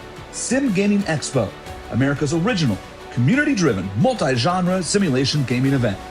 Experience the latest hardware and tech, meet creators, watch live competitions, and celebrate your passion with fellow sim enthusiasts. Join us September 18th to 20th, 2026 at the Schaumburg Convention Center in Schaumburg, Illinois.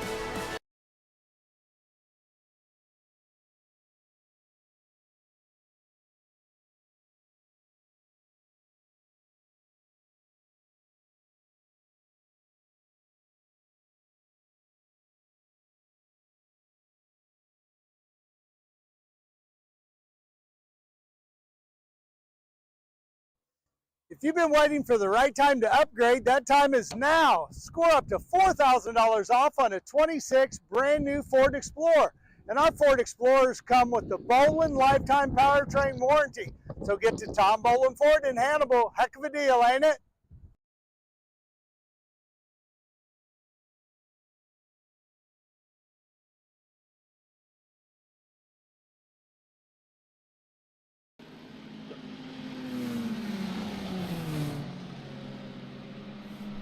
We're back, going green next time by.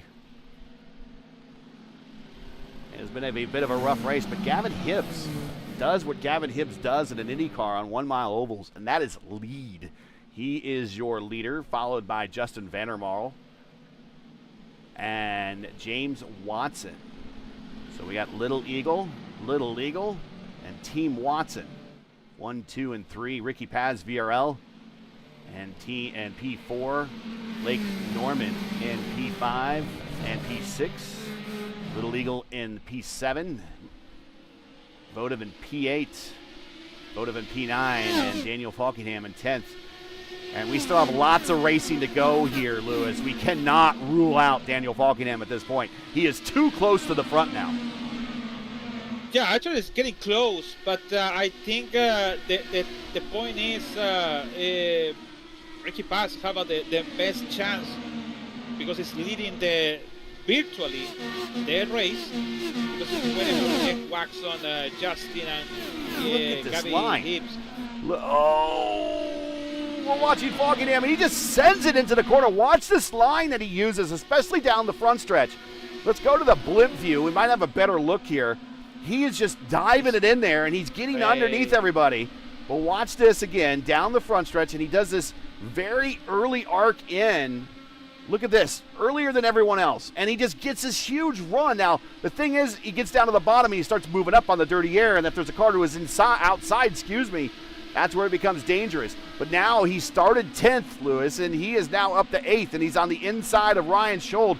This right here has championship points implications, because Schold's in the top 5, and not on top of that, Schold just doesn't have a lot of good luck here. And see him diving in there again.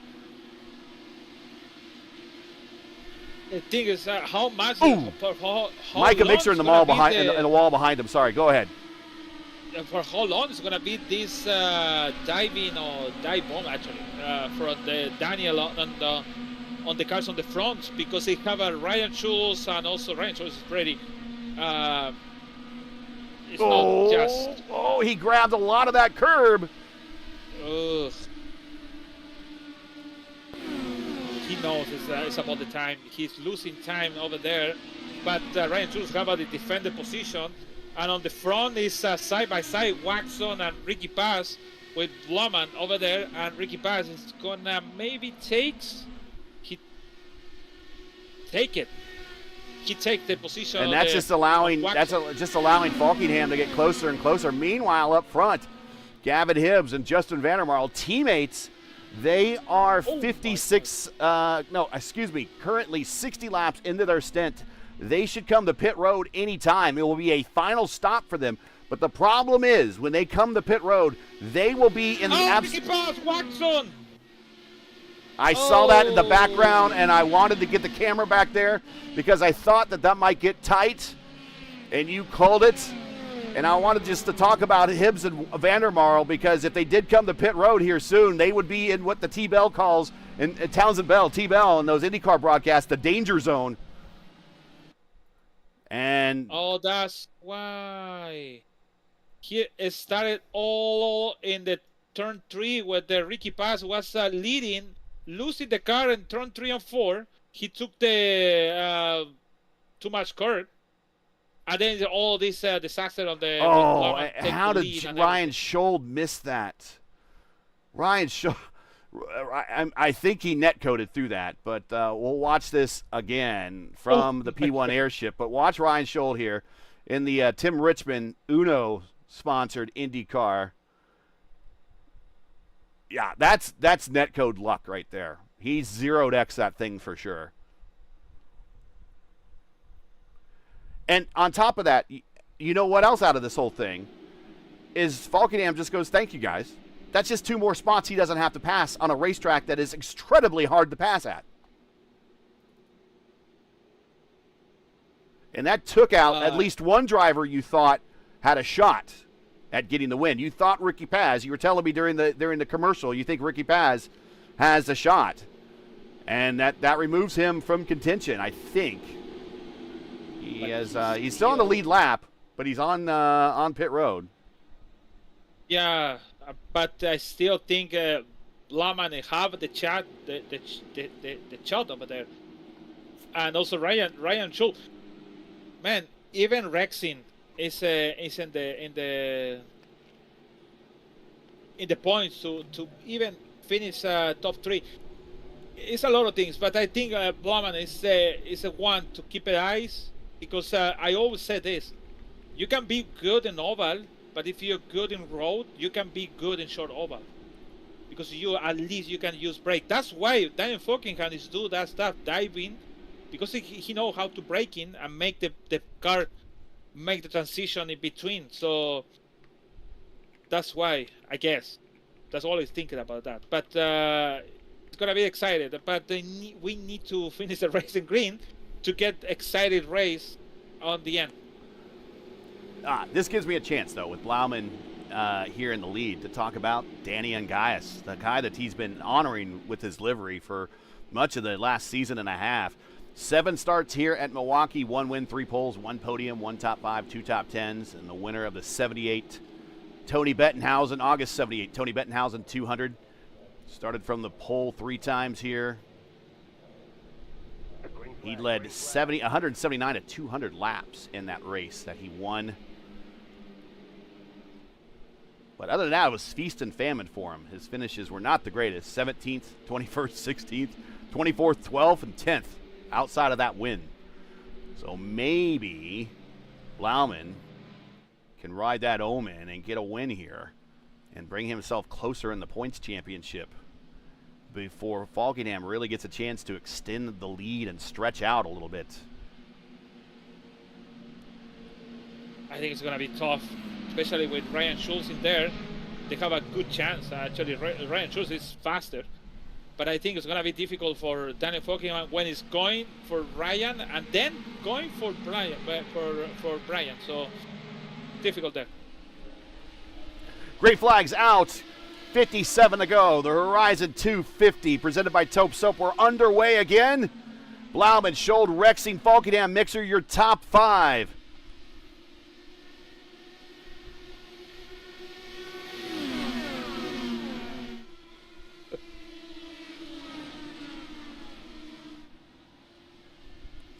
And I think someone's tracking cautions in chat.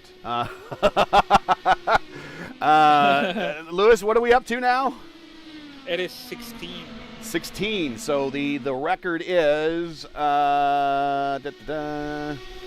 17. Richmond, 2020B. Oh, no. We are 1 away from tying a record we don't want to tie. And Rexing taking a peek to the inside of Schold. But Rexing is playing rear gunner for Blauman. Really, I think Rexing needs to be major wide here. He needs to kind of help Blauman pull away. Blauman 16 laps into the stint. Oh, not getting close. I think everyone can finish a race like this. Nobody needs to come into the pit, sure. If we will have another yellow. Yeah, 54 to go. Yeah, I think we might be good. A new set of tires. Yeah. Somebody might like that. We saw what happened last night with new set of tires with the Prodigy. He threw in a new set right there at the end and did a full send. There goes Falkenham to the inside, looking for that bottom step. He's there. He's not out of this thing yet. We're going to go 3 wide through the corner. This is for P2. Blauman sees us in his rearview mirror and thinking, come on, boys, keep fighting. I'm going to pull away. Rexing holds him off. Falkenham fades back. Rexing to the bottom aero block. Big aero block to the inside. That's going to allow Schold to get a big run on the outside, and he'll hold on the second spot. Yeah, be careful. It's Michael Mixon on the back. And he waited for the mistake with somebody to take one position. Man, Rexing is loose on the exit.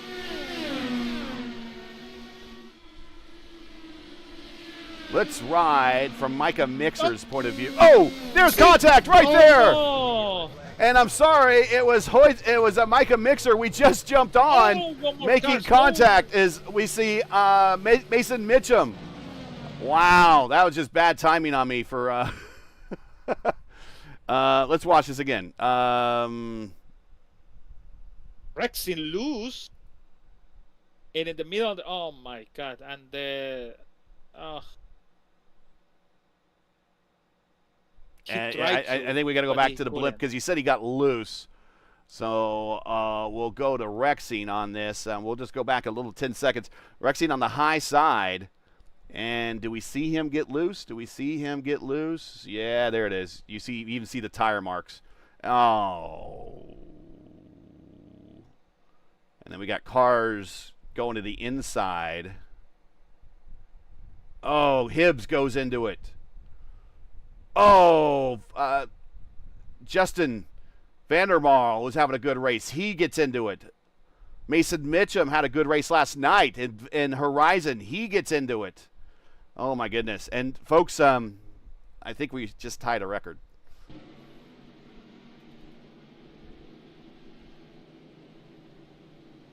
Man, let me confirm. To be honest, I guess I hope it's going to be less. But I stopped to counting. But I think it's 17 now. Oh, my God. 49 to go, and we still have lots of racing. 50 miles still here at America's historic 1 mile oval in Milwaukee. The Milwaukee Mile on the fairgrounds, on the site of the Wisconsin State Fairgrounds, not too far from the headquarters of Harley-Davidson. Laumann is your leader. Ryan Schuld is in second. Daniel Falkingham is in third. So throwback liveries, 1, 2, 3, 4. Now Hibbs, I think, went through the zone, but maybe zeroed X'd it. So he is still good. Then we have Victor Aldrich in the Tony Bettenhausen livery at a track that had a race named after Tony Bettenhausen. Victor Aldrich is up to 6th now. Craig Forsyth in that Forsyth Racing livery. And I should point out that Jacques Villeneuve has 2 starts here at Milwaukee. No wins, no poles, no podiums, and 2 top 10s.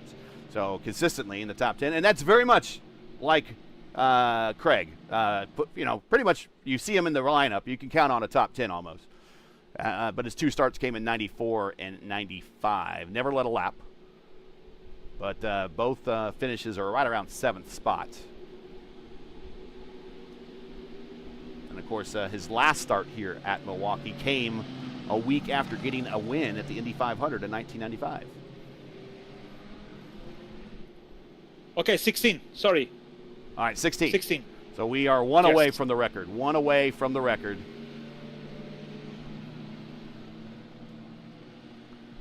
Let's also go through the Ricky Paz.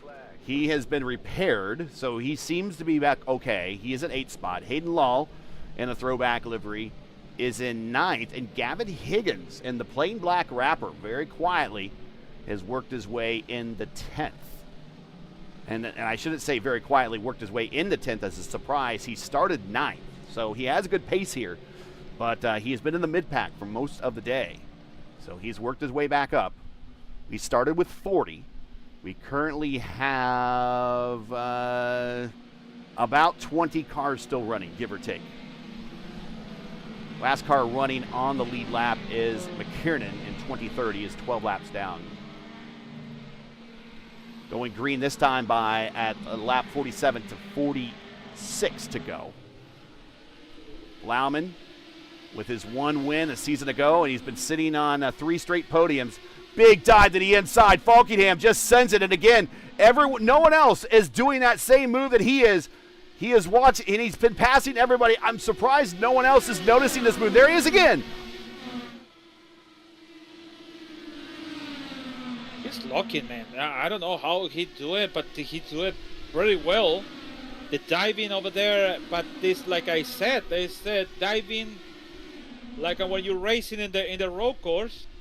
When you try to go in for the limit of the brake point, and he's doing the same thing. He just send it, clicking, pick a little bit brake, and just getting close to the car. But the problem is you wasted too much grip on the car, especially there. Look at that.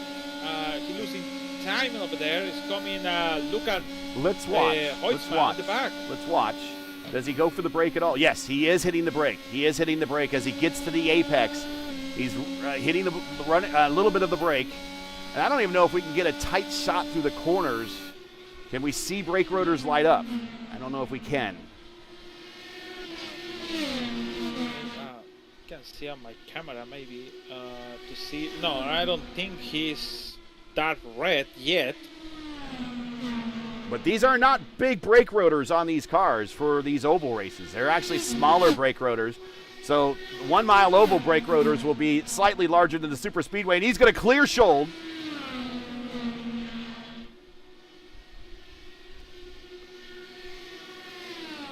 But they do not have the same braking power they do on road courses with these brakes, even at the 1 mile oval with the high downforce package.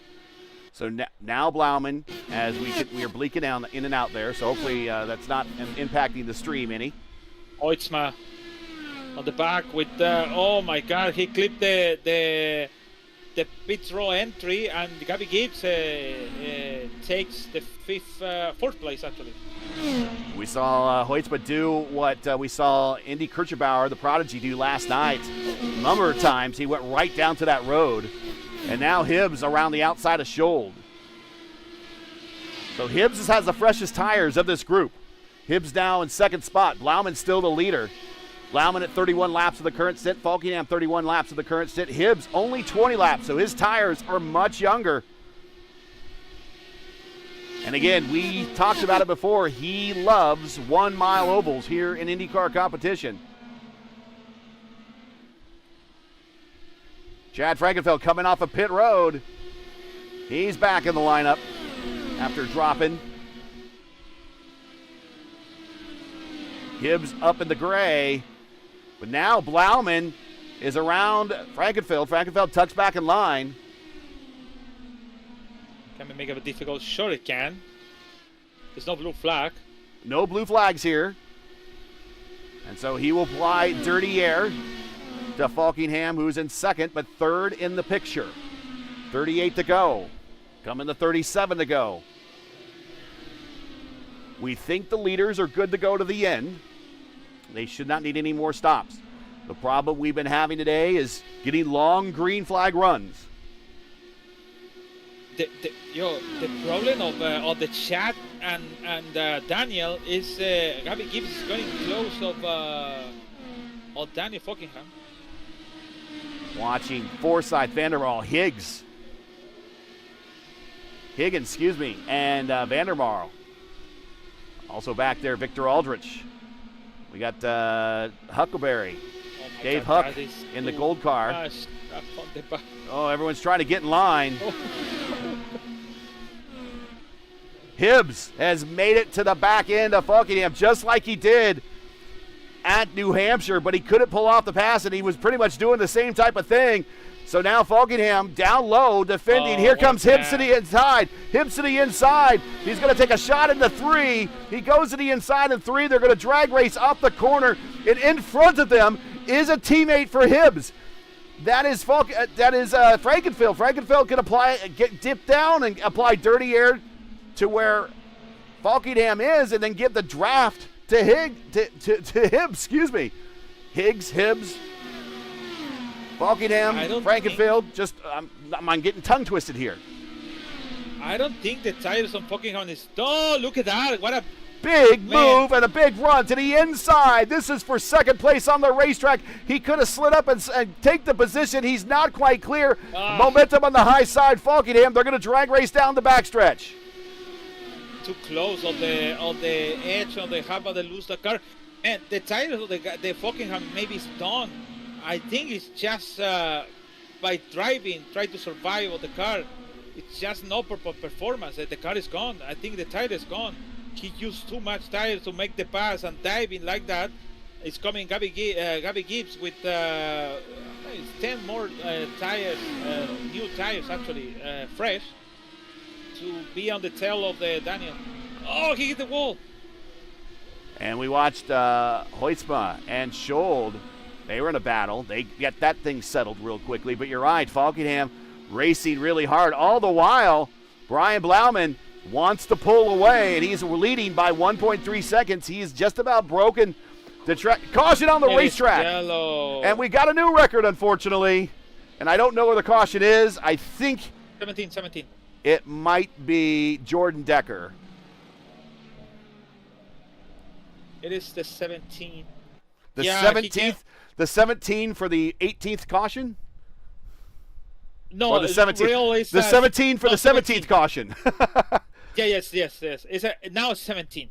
So Now we've tied the all-time record now. We've tied Richmond in 2020B, and we watch what happened to Jordan Decker, and just again, I don't know if maybe he's coming to pit road. He had a very shallow line, and he kisses the inside wall, and boink, there it is. So now, Lewis, we're not going to go anywhere. We're not going to take any more breaks. We want to thank all of our sponsors: Lucas Oil School of Racing, Blue Egg, Worldwide Technology Raceway. Tom Boland Ford. We want to thank Tom Boland Ford, excuse me. We want to thank everybody for being sponsors. Again, Taupe Soap for being the presenting sponsor of today's race, the Horizon Racing League. Their logo has been up in the tree all day long. I want to thank everybody for sponsoring. If you want to learn more about the Horizon Series, check out links in the descriptions. You should be able to go to their Discord server to learn more. Wednesday nights right here on P1, 8 p.m. Eastern Time, IndyCar Series. You want to check them out. Now, so do we see any takers to pit road? And I don't think, I think track, we've talked about this before with New Hampshire, and we've seen it before in other series.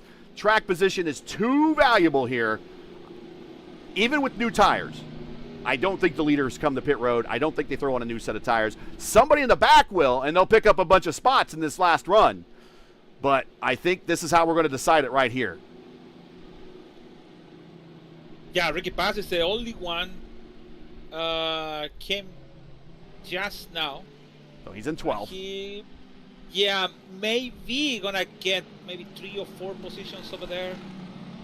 But man, it's gonna be difficult. You're coming faster, and you see the car on the front. You're really slow, and maybe can be accidents over there. But I hope not.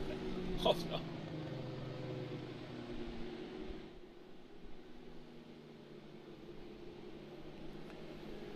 All right.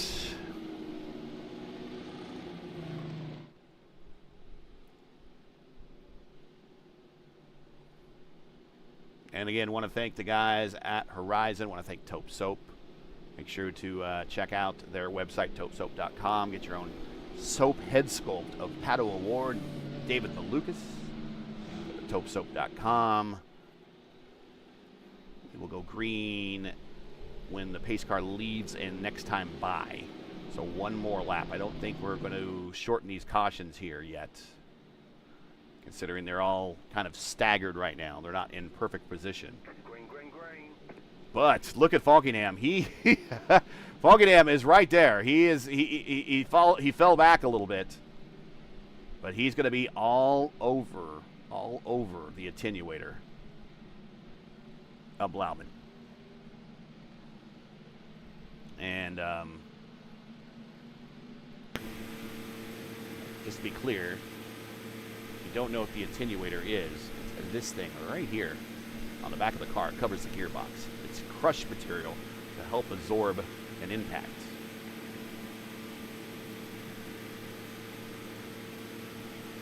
There we go.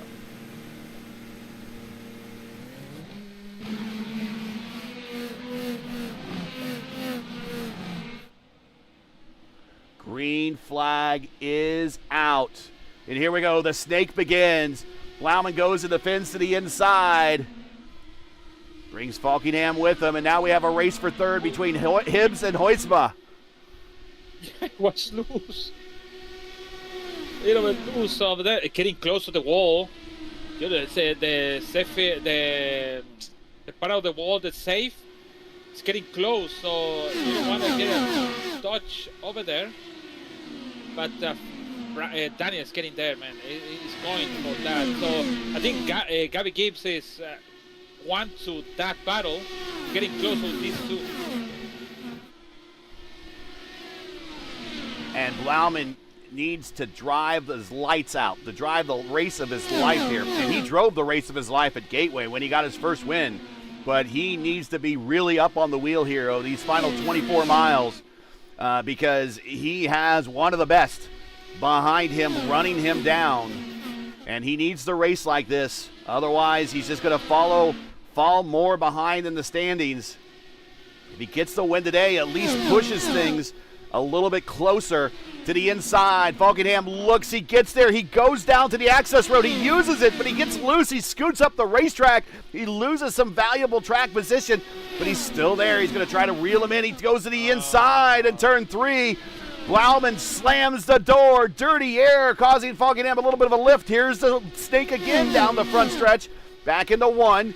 Again, Falkenham with that dive into the corner. He gets down to the bottom. He grabs the brake to help the car rotate, but he loses all that momentum. Now defending to the inside. Falkenham goes to the inside. Blauman defends. Blauman comes to the corner. He's going to give the dirty air to Falkenham one more time, but behind him we got a heck of a battle between Hibbs and Hoytsma. Here comes Falkenham to the inside. He dives, and the cautions is out, and I think Blauman is going to be...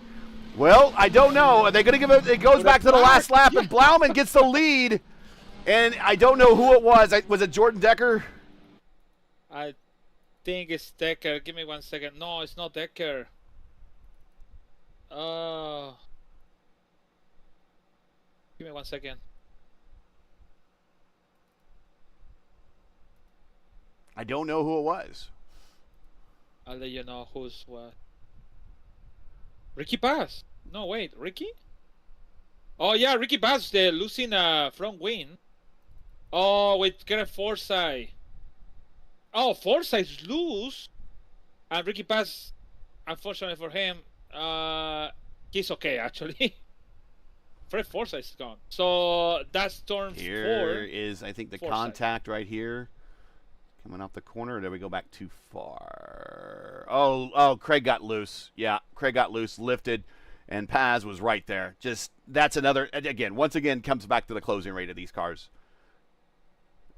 Ricky Paz is going to have to come to pit road, but his crew is bolted on all sorts of new parts on his Dallara tonight. He will get some new ones. He looks like he might be okay, but we don't know what the condition of his floor is. Okay. So that was interesting because if that lap continued, that would have been Daniel Falkenham as the leader. But since we go back to the last lap recorded when the caution comes out, Blauman gets back the lead. And so these are just laps that he can then bide time, much like Gary Lovern did last night in the Horizon Series where we had all these back-to-back cautions. And by the way, congratulations on the new caution record, everybody. You're now part of a race that will go down in history.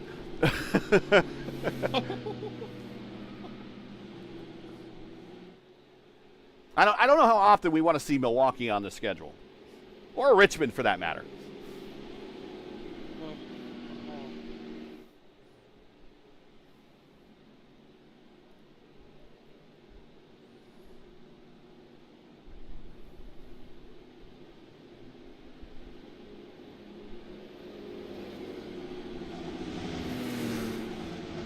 Well, discussing in the chat over here on the race, and people say it's not normal. So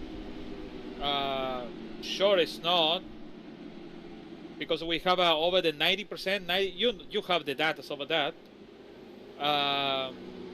But yeah, I think cannot be that normal to have 40 cars in the lineup. And just we are only 12 in the lap. And, yeah, 12 on the lead lap. Yep. Yeah, and I think Sam with Mason Mitch on 19 with 12, Jordan Decker and 20 with 12 down, and McKean also 2 with 12. So even Chad is 22. So yeah. So we'll go green next time by. Once again, if you're just joining us, you're watching round 3 of the 2026 P1 IndyCar Championship from the Milwaukee Mile. We're currently 17 laps to go. Brian Blauman looking for his second career win. Right behind him, he is second in points, by the way, and the guy leading him in points and has won every race so far this season is Daniel Falkenham right behind him. So we had 17 laps to go here in the 5th running of the Horizon 250 presented by Taupe Soap. Remember, Falkenham won the first 2 rounds. Blauman finished on the podium in both of the first 2 races. Join us next Thursday, August 13th, 7:45 p.m. Eastern Time for 95 laps for the Elite Grand Prix of Monterey from Laguna Seca, Luis. 7:45 p.m. Eastern Time right here on P1 of the Elite Racing League. Give us thumbs ups. Give us likes. We need them. We deserve them. Inside, Huisma. He's not for position. That's just for track position. But Blauman breaks away a little bit, but he has Falkingham, and still plenty of time. 16 laps, 16 miles, now 15 and a half miles as they go through 3 and 4. Yeah, it's gonna be the longest 16th lap for Brian until Daniel do something. But for now, it's need to learn what he did in the last 10 before the yellow flag. Don't do it again. So I think he need to learn about that. But for now, is keep it the pace between each other. Leader by 2 over Falkingham. Hibbs about 6 car lengths back. Tries to reel him in. Huisma having himself a good race. Ricky Paz, even with all the damage and new parts, 160.3 a purple lap. A little bit of red. A little bit of hot sauce there. Gavin Hibbs goes to the inside trying to break the draft. Hibbs would like to get up there and be part of this battle. Falkingham to the inside there through 1 and 2. Brian Blauman dips down to the inside. Pretty much predominantly holds his line, which probably is the right move. Blauman tires are 59 laps old. Falkingham 58. So virtually identical tires. Pretty much virtually identical fuel in the tank, I'm willing to bet. Nice run off the corner. Ricky Paz, purple lap again. Nice run off the corner for Blauman. He pulls out 4 car lengths. Oh, a little loose, Daniel. Yeah, Daniel was loose. You heard him get out of the throttle, and now all of a sudden Hibbs is there. And that's exactly what Blauman wants to see. Less than 11 laps to the end here. Paz, purple lap again. Daniel almost clipped the grass in the last lap, and that's why he almost lose the control. Caution on the racetrack, and it's Ryan Schold. We talked about his bad luck, and there's 4 cars all in a bundle. Aiden Lowell. All at the far end of the speedway in turns 3 and 4. Man, I know that is the worst. Sorry, but I have to say that this is the worst dive bomb you can do it on the track, man. He just came for 2 cars on the behind. He made the attempt to make the pass 2 cars in one corner, and he just taken out 3 cars. Because he wanted a bomb too. Higgins is involved in the plain black wrapper. Then we have Hayden Lull, where I think he made the lunge there. Then we have also involved Justin Vandermarl, who was having himself a good day. And that looks like terminal damage to Ryan Schold. And I think his day, unfortunately, is over in the Tim Richmond ride.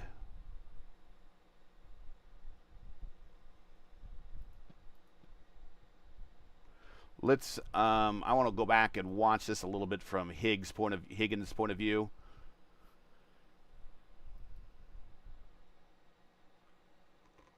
And you see, and yeah, just to the inside, and just a little kiss of contact there, and that's all. And then Vandermarl is all over the binders, just trying to slow down, and there's just too much. The hole closes on him. Okay. All right, so I'll say this. This is mirroring last night's race, almost identical. And in fact, even for last night's winner in the Horizon IndyCar Series, which was Gary Lovern. Now, we're not looking at a first career win here for Brian Blauman. This will be his second career win, but fourth straight podium, actually. Remember, he won a Gateway to end last season, and he's been on the podium for the first 2 races, so it'll be a 4th straight.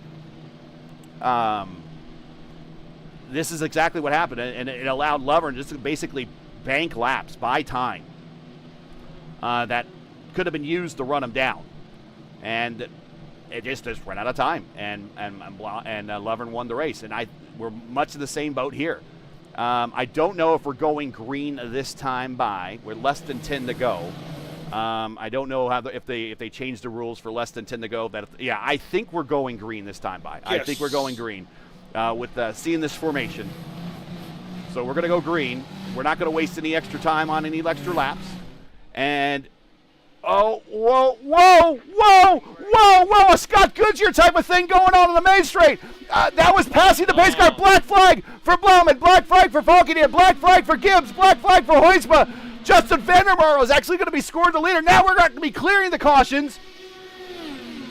I'm going to tell you, that's going to be reviewed. That's going to be reviewed.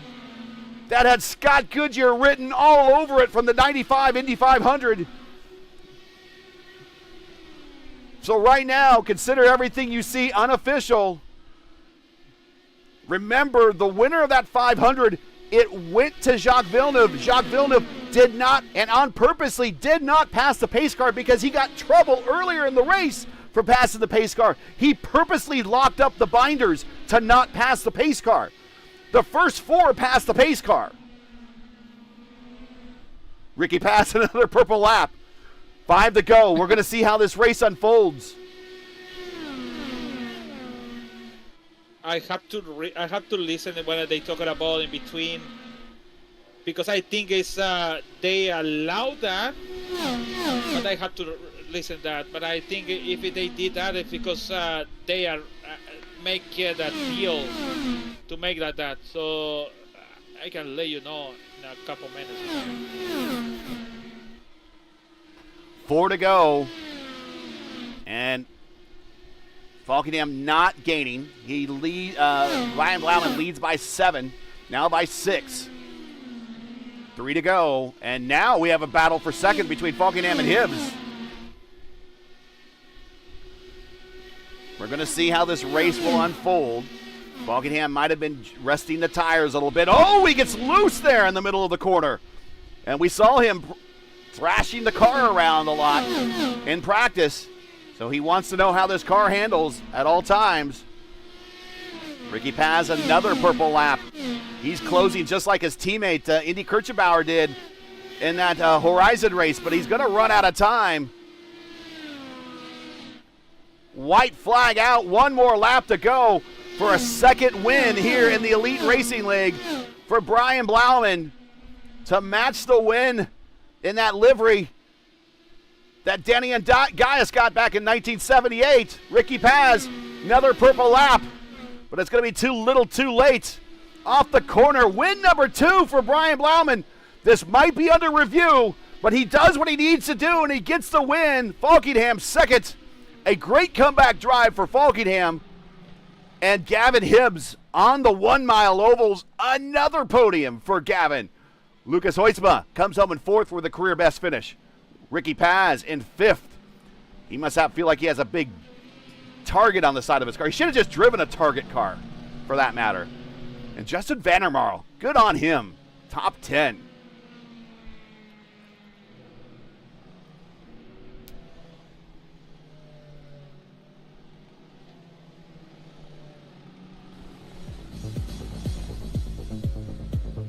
So just I listened in between before the green flag, and so and 10 laps to go. They coming in. They restarted in the restart zone. They restarted in the restart zone. That was given the drivers before. Yeah. So basically, the pace car takes so long to come into the pits. They can't just jump in on the moment they in at the restart zone. So that's why they allow that. Lauman's second career win. Daniel Falkenham second, Gavin Hibbs and third, Huisma, Paz, Vandermarl, Aldrich. Great finish for Victor. Top 10, Nigel Stock, Craig Forsyth, Gavin Higgins in 10th. Miles Brown, Richie Hurd, Dave Huck, great finish for him in 13th. James Watson, 14th. Stockner, 15th. Lal Schold, James Mitchum, and McKernan. That finish really betrays Schold. He was much better than an 18th.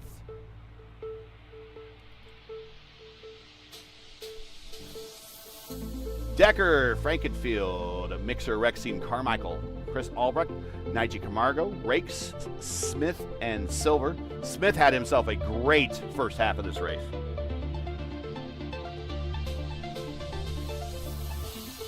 Noah Gill, Trey Holmes, Seb Alexander, Talion, Costello, Yellen, AJ Thompson, Primetime John Stellard, Sasek, AJ Musselman, and Shane Coker. Shane Coker also too. What? Oh, Shane Coker didn't restart it anyway. Yeah, I don't know if he started the race or didn't start the race, or I don't think maybe he started, but he's getting credited for 41st. 2 hours and 19 minutes.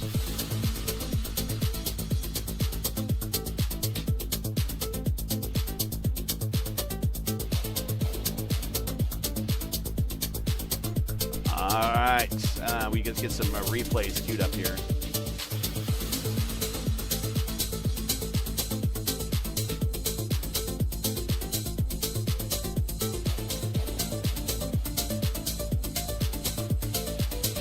The driver of the day, Nigel Stock, with 26. But also I can tell Brian Blahman is the winner, but I said that 100 something to go. Keep an eye on Brian, and well, that's he did, and he won the race. That's good.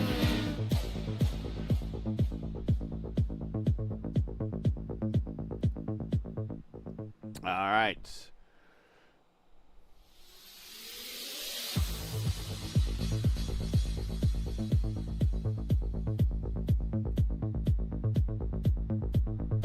And we will bring in Gavin Hibbs. We'll do upcoming dates here in the Elite Racing League.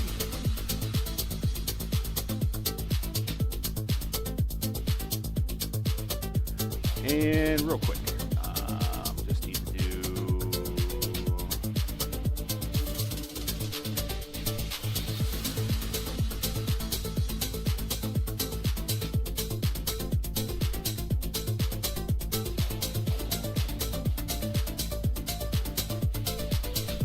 get some stats here momentarily as well. Okay.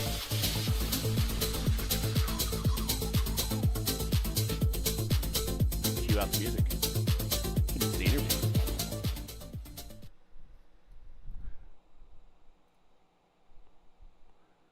And here is Gavin Hibbs. So we will bring him in. And here he is, Gavin Hibbs, joining us. And, man, I don't know what is it with you. I mean, first of all, you had a bit of a rough race. I think it was a rough race for everybody.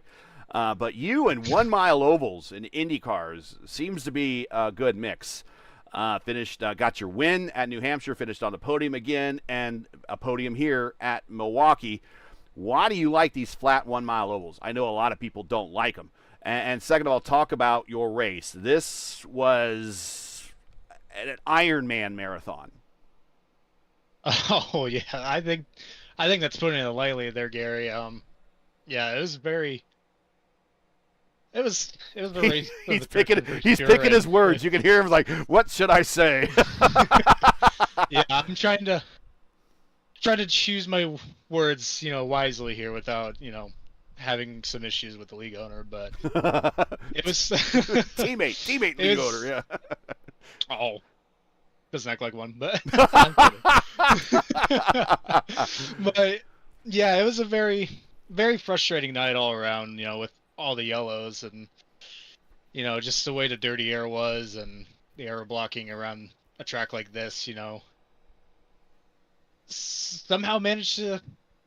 And then obviously with like I had some moments with some guys, I get the run on the outside and I'm barely alongside and they just chop my nose off. I've had a couple instances where I thought my front wing was gone, but luckily the iRacing gods were with me there, so kept the front wing on. But I don't know what it is, Gary, about these short ovals, man. It's just, especially the flat ones, it's just, I don't know what it is. It's just how aggressive I think it suits my aggressive driving style a little bit. Just picking a line and, you know, staying committed to it, and, you know, just try and get around the guy as quickly as possible. But man, with how my pace was in practice and qualifying and early going, I thought there was no shot, you know, a podium was in the cards, especially with how hard it was to pass on the inside, you know. But I will say back-to-back top fives, you know, probably for the first time ever in the IndyCar series for me. You know, I think that's quite an accomplishment for myself, and I'm very happy to have a strong start to the season compared to how the last couple of seasons have went. Yeah, we saw you kind of driving some different lines out there. You were up against I mean, this is not a traditional IndyCar line at all at Milwaukee. When you watch the World NTT IndyCar Series come here in a couple weeks, there's going to be nobody up on the high side. I mean, Rasmussen passed Pillow on the high side, but he wasn't up in that fourth lane, and you're up in the fourth lane up against the wall. Was that by design, knowing that you have to keep a lot of momentum up in these particular cars, or was that also that's where the clean air is, or a little from column A, a little from column B? You had a bit of a different line, and after a while, I think some other people figured it out as well, but you were the first to kind of go up there and say, I'm going to use this high line. Why was that? You know, I really don't know why. Like, it's just, I didn't think, like, I remember a couple years ago running a couple of IndyCar fixes here, and, you know, that was the line to run, and I think a lot of the IndyCar community remembers that. Those times I remember that line, yes. That was just a bad setup, but yeah. But I really didn't expect coming into tonight, you know, that it would work, for me at least, or, you know, anybody for that matter.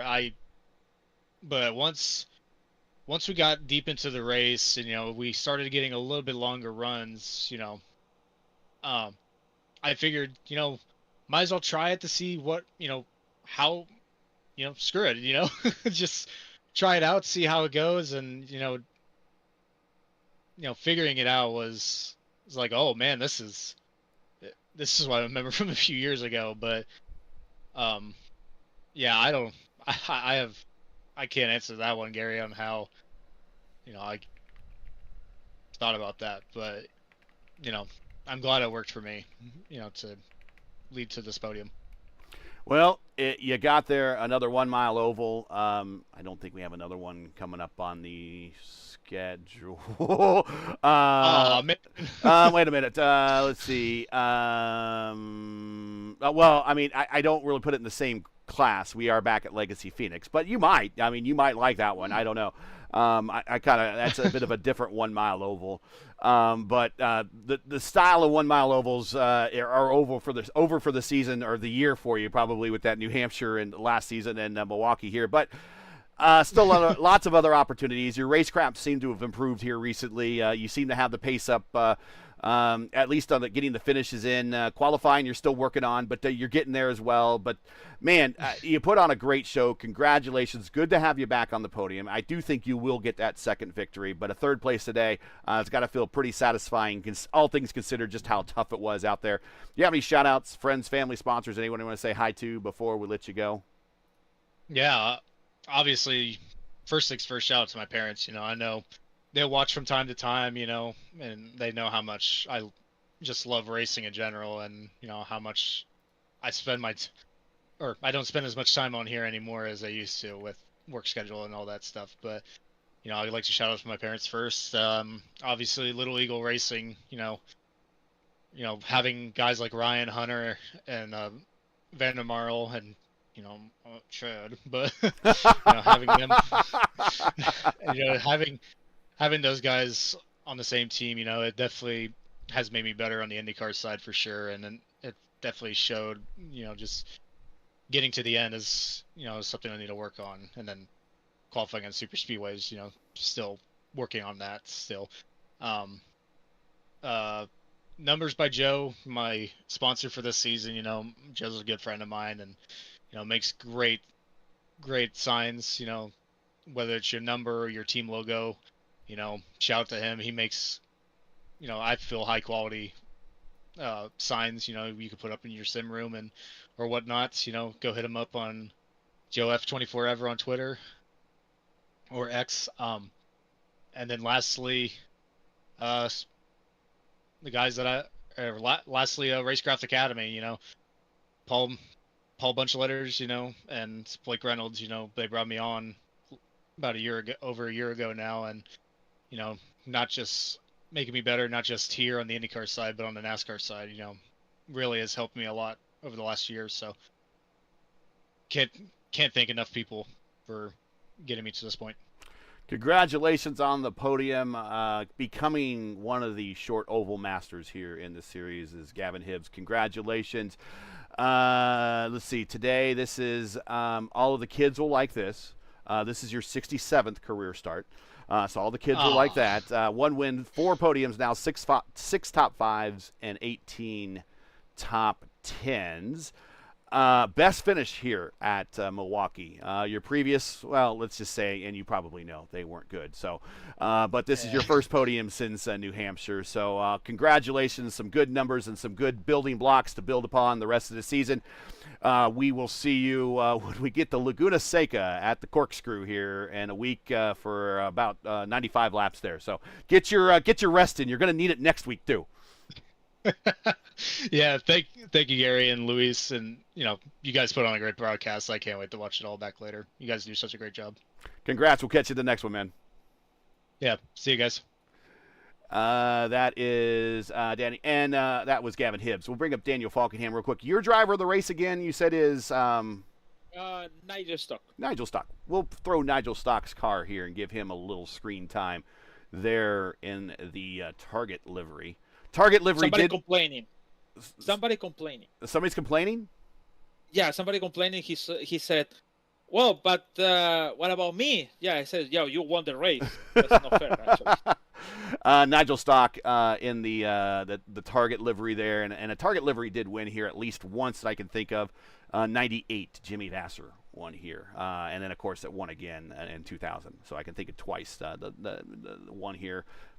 Can't recall what the paint job was when Dixon won here, and I can't recall if Dario's won here, but the paint job is done reasonably well here, and it's going to be your Luis Gonzalez Nunez driver of the race there, Nigel Stock. Congratulations to him.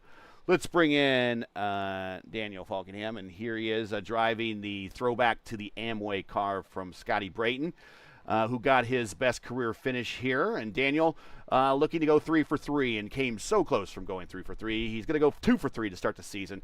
But the most important thing, he's going to maintain his points lead coming out of this one. But another one of those oval races that you start up front or you race your way up front, you take the lead, and then you have to go to the back due to a penalty, and then you race your way back forward again. And again, much like Pocono, those cautions kind of helped you out. So you got to be thankful of those in many ways, but in many other ways, it's probably not kind of the race you were looking for. But talk about your race. Yeah, it was a messy one, that's for sure. I'm not sure who I got into midway through the race when everyone's on that pit strategy. But whoever it was, I'm sorry I got into him. It was someone who was a lot down, racing the crap out of me when they had nothing to gain, and I was just trying to get back, pick my way through the field, and yeah, I just killed them. I mean, at the end of the day, it was my fault. So I'm sorry to whoever I got into. But yeah, it was definitely a messy race. A lot more yellows than I thought we were gonna have. But hopefully we can clean that up for the future weeks. But yeah, I'm still happy with the drive. We got back to the field because we got buried in traffic, so I had to try to do some different strategy, like trying to keep topping off on fuel and tires in case like we did get a long green flag run to where everyone had to pit, and then I was the one that stayed out there where I could trap everyone a lap down. But unfortunately, we just never got a long enough run to where anyone had to pit under green. So yeah, but it was unfortunate we couldn't get the win again when we were very dominant once again. But I mean, P2, it's not bad, especially when Blauman's winning the race, because I'm pretty sure Blauman's podiumed every single race. So yes.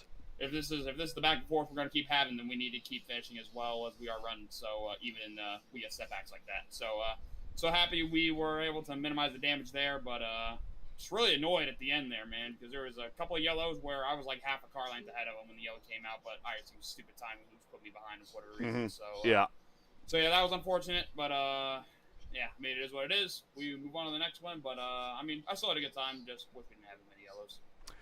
Came into this race, I think, with a 13-point lead. You're going to leave with actually a 15. So I think you extend your lead just a little bit, but not by a lot.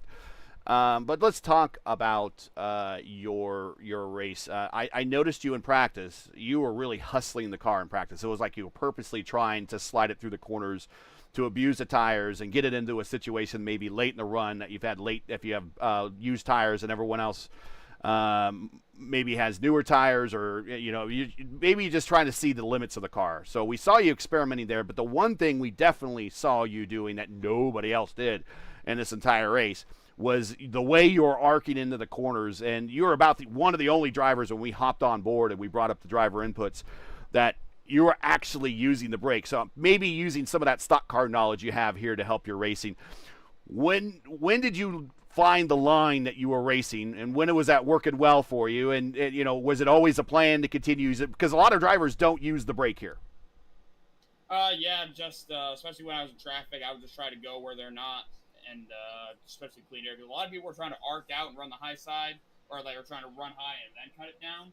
My main kind of thinking with just kind of like coming to stock cars in a way is just if they leave the bottom open, I'll try to dive it in there with a little dive bomb and try to get them off the bottom.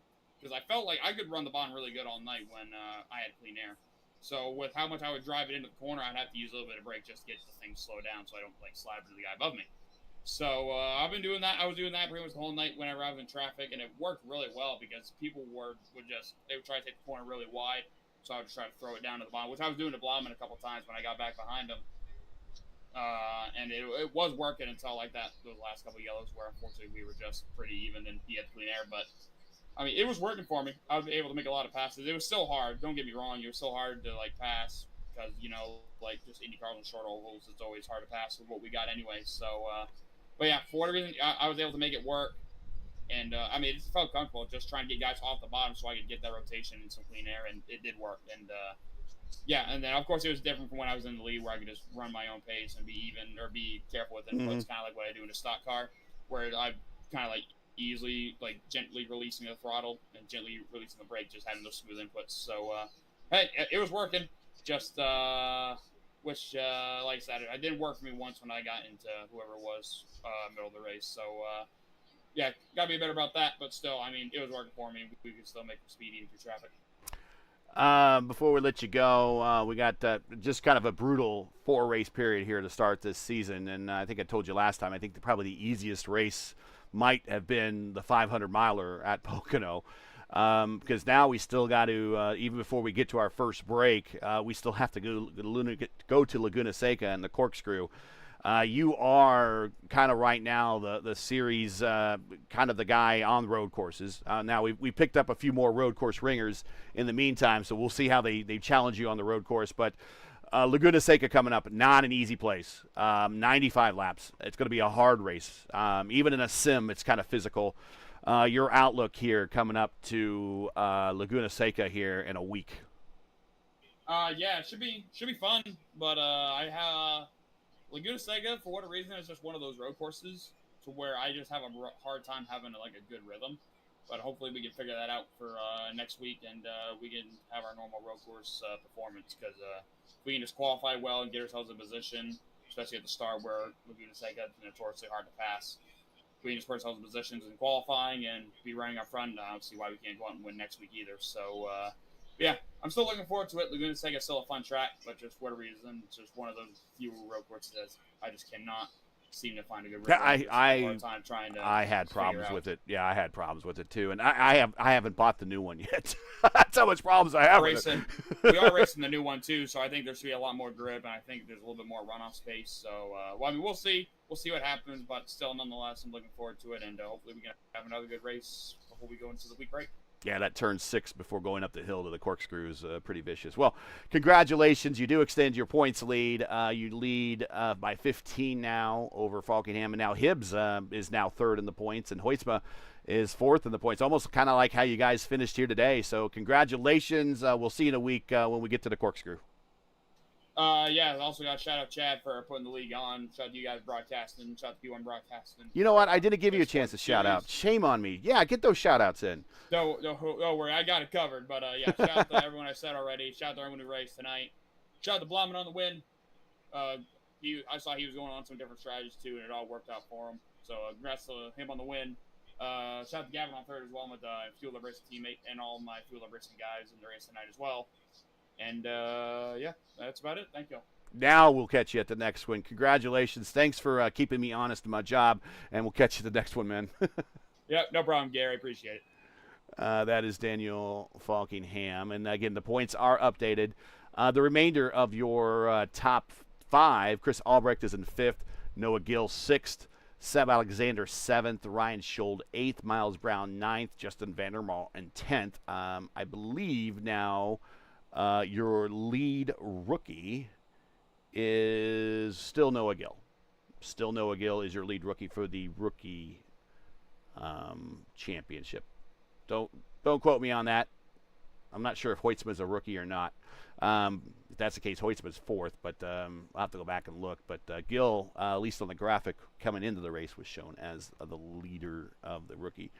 That can change, of course. So card subject to change, as they say. Let's get back to there we go. And let's bring in Brian Blauman, get his car up on the screen here. And we'll bring in Brian Blauman. And let's see. Here he is. Brian Blauman joining us. Second career win. Got some stats for you here, Brian. We're not going to let you get out of here without getting some stats.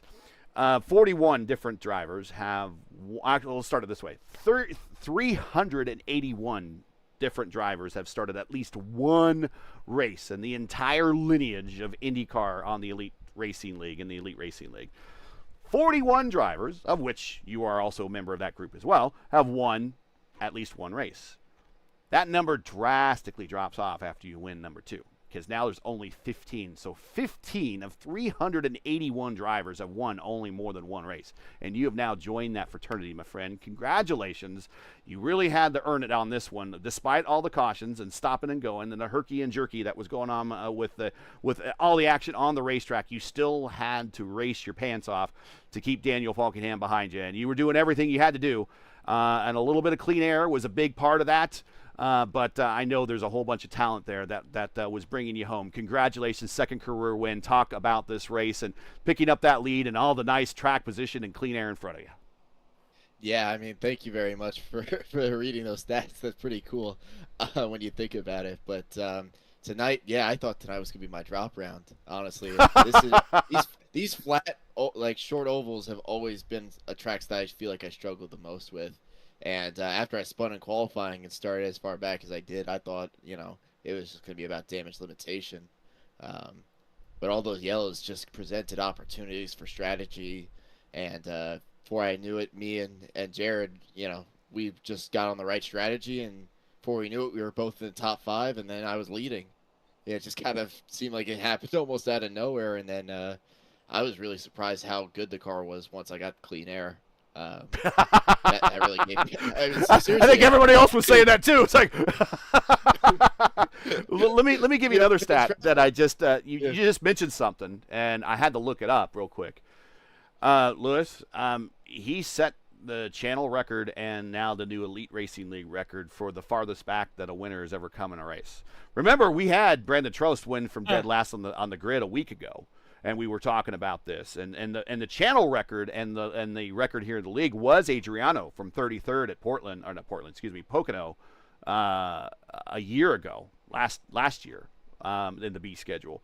You started, my friend, 37th, and you gained 36. So that is a new furthest back record on the channel, and also on the league. I'm glad you mentioned that, because I would have totally overlooked that. But that is on top of all your other accomplishments. I mean, that's huge.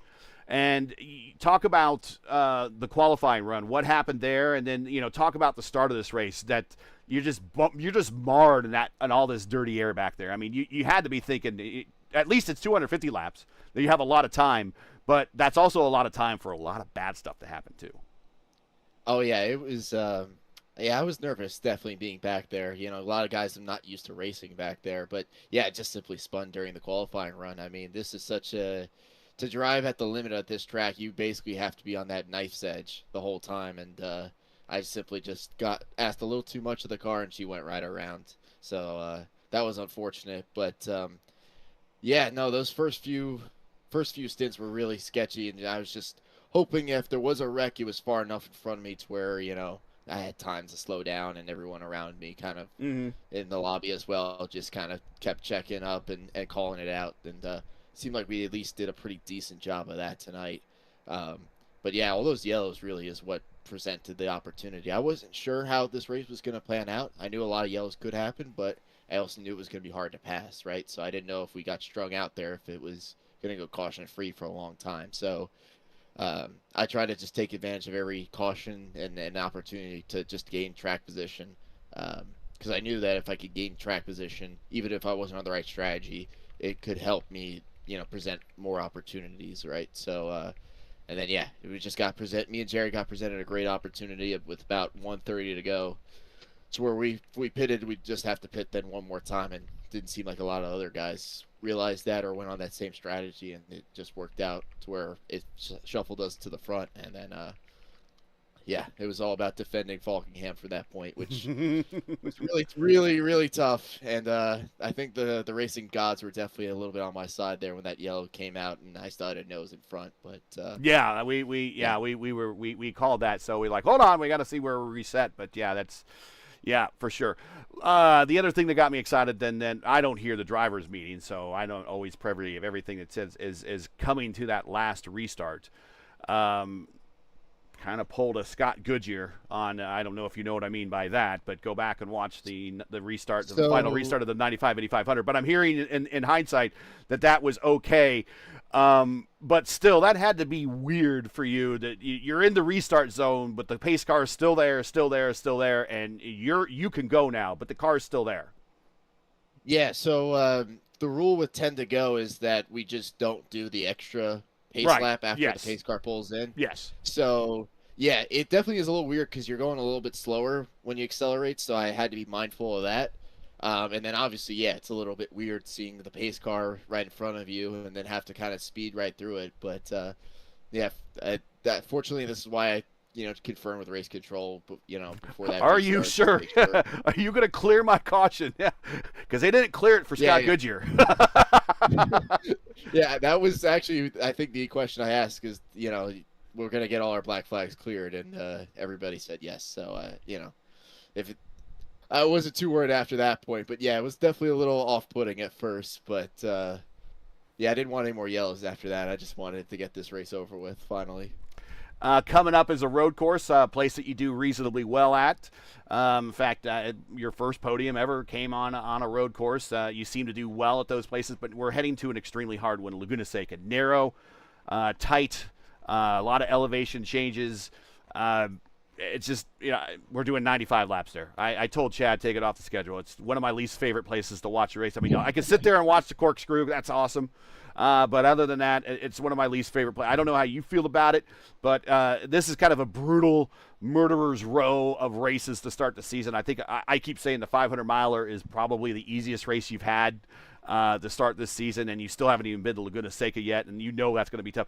Your outlook on Laguna Seca, how you feeling about that one? Having possibly another big field there in that narrow place, and also it's a new racetrack, so everyone's got to buy it all over again and almost kind of relearn it. Yeah, I mean, in past, I've always actually really liked Laguna Seca. You're the one. So. Okay, all right, you're the one. All right, thank you. But yeah, I mean, it'll be fun to drive, but I mean, 95 laps around that place, especially if we get any yellows, is going to be extremely intense. And exhausting for sure. I mean, Portland was no different, right? So, yeah, I'm looking forward to it. Like I said, it's a track I enjoy, so we'll see how we stack up there. And but yeah, at least compared to the two road courses we're gonna be at so far this season, I like it better than Portland. So I'm hoping that makes maybe I'm a little bit closer to Falkingham this time. Third straight podium to start the season. I believe you have 5 podiums in your last 6 starts going back to last season. 2 wins in your last 4 starts. So everything is kind of coming up, Brian, right now. That all the good news that we talked about, there is still a little bad news. You somehow still lost 2 points to Daniel in the championship. You came in 13 behind. You leave 15, but you're leaving here with the championship trophy. I think it's probably bonus points. It's ultimately kind of what gives him those little bit of extra there, but you're not letting him get away. That's the key thing. And now we're going back to another racetrack that kind of caters to one of your strengths. See, all in all, you got to feel pretty good about all this and getting that second win. Again, one of 15 other drivers here in the Elite Racing League. 381 have taken the green flag here in at least one race, and now that is down to 15 if you guys have won more than one race, and you are now part of that fraternity. Congratulations. So get those shout-outs in. You earned it. Big day here in Milwaukee and a very tiresome race. Yeah, first one, Jared Rexing. He joined in last second, fortunately, and even with no practice, was able to run up right near the front with us, and was a big help throughout the race. You know, kind of giving me coaching and then also kind of helping with what other guys around him were doing. And then, yeah, the whole Lake Norman squad, they texted us after the race that they were watching, so it was pretty cool to see and appreciate their support as always. Yeah, you guys, I mean, I can't wait to watch this broadcast again. I might have to skip through some of the yellows, but some of which there are many. But, some. But yeah, I always appreciate watching these the day after. It's really enjoyable, and you guys do such a great job every week. So I hope to be able to talk to you. I like talking to you guys, so I hope this is. Well, that means you're keeping pace and points right there. The more you talk to us, that means you're keeping pace and points. You're going to have to do a lot of that. I do have one more record for you, and this is probably one that you could care not to have. It's winning the race with the most cautions in league history. Did you hear the silence? Did you hear the silence? Like, I would say this is a race that favored the opportunistic, and there you go. I think we made the most of it with the strategy. So, way to paint with that brush. Congratulations, Brian. We'll catch you at the next one. Go enjoy this one. Awesome. Thank you, guys. Have a great night. That is Brian Blauman. Lewis. We are quarter till 11 o'clock here on the East Coast. It was a marathon. This week was already a long one for me. Obviously, here on the channel and everything. We got some people that had to step away for vacation. I'm on call for work. Everything else, and then on top of that, we have IIS this week. So we started off with a race at Portland. I'm going to have a really long race at Portland on Saturday. We started off with 140 laps last night at Milwaukee, another 250 here today. Let's see, how many cautions? We had 17 cautions here today. No, 20. 20. Okay, 20. I've had 29 cautions at Milwaukee in the last 2 days, broadcasting an IndyCar race. So just tells you how hard this place is and how hard a lot of these drivers had to work to do well. And Brian sets a lot of new records tonight. Becoming the 15th driver to get more than one win, coming back from furthest on the grid to get a win. And all that stuff, but I think all these drivers are going to be happy to see Milwaukee in the rearview mirror.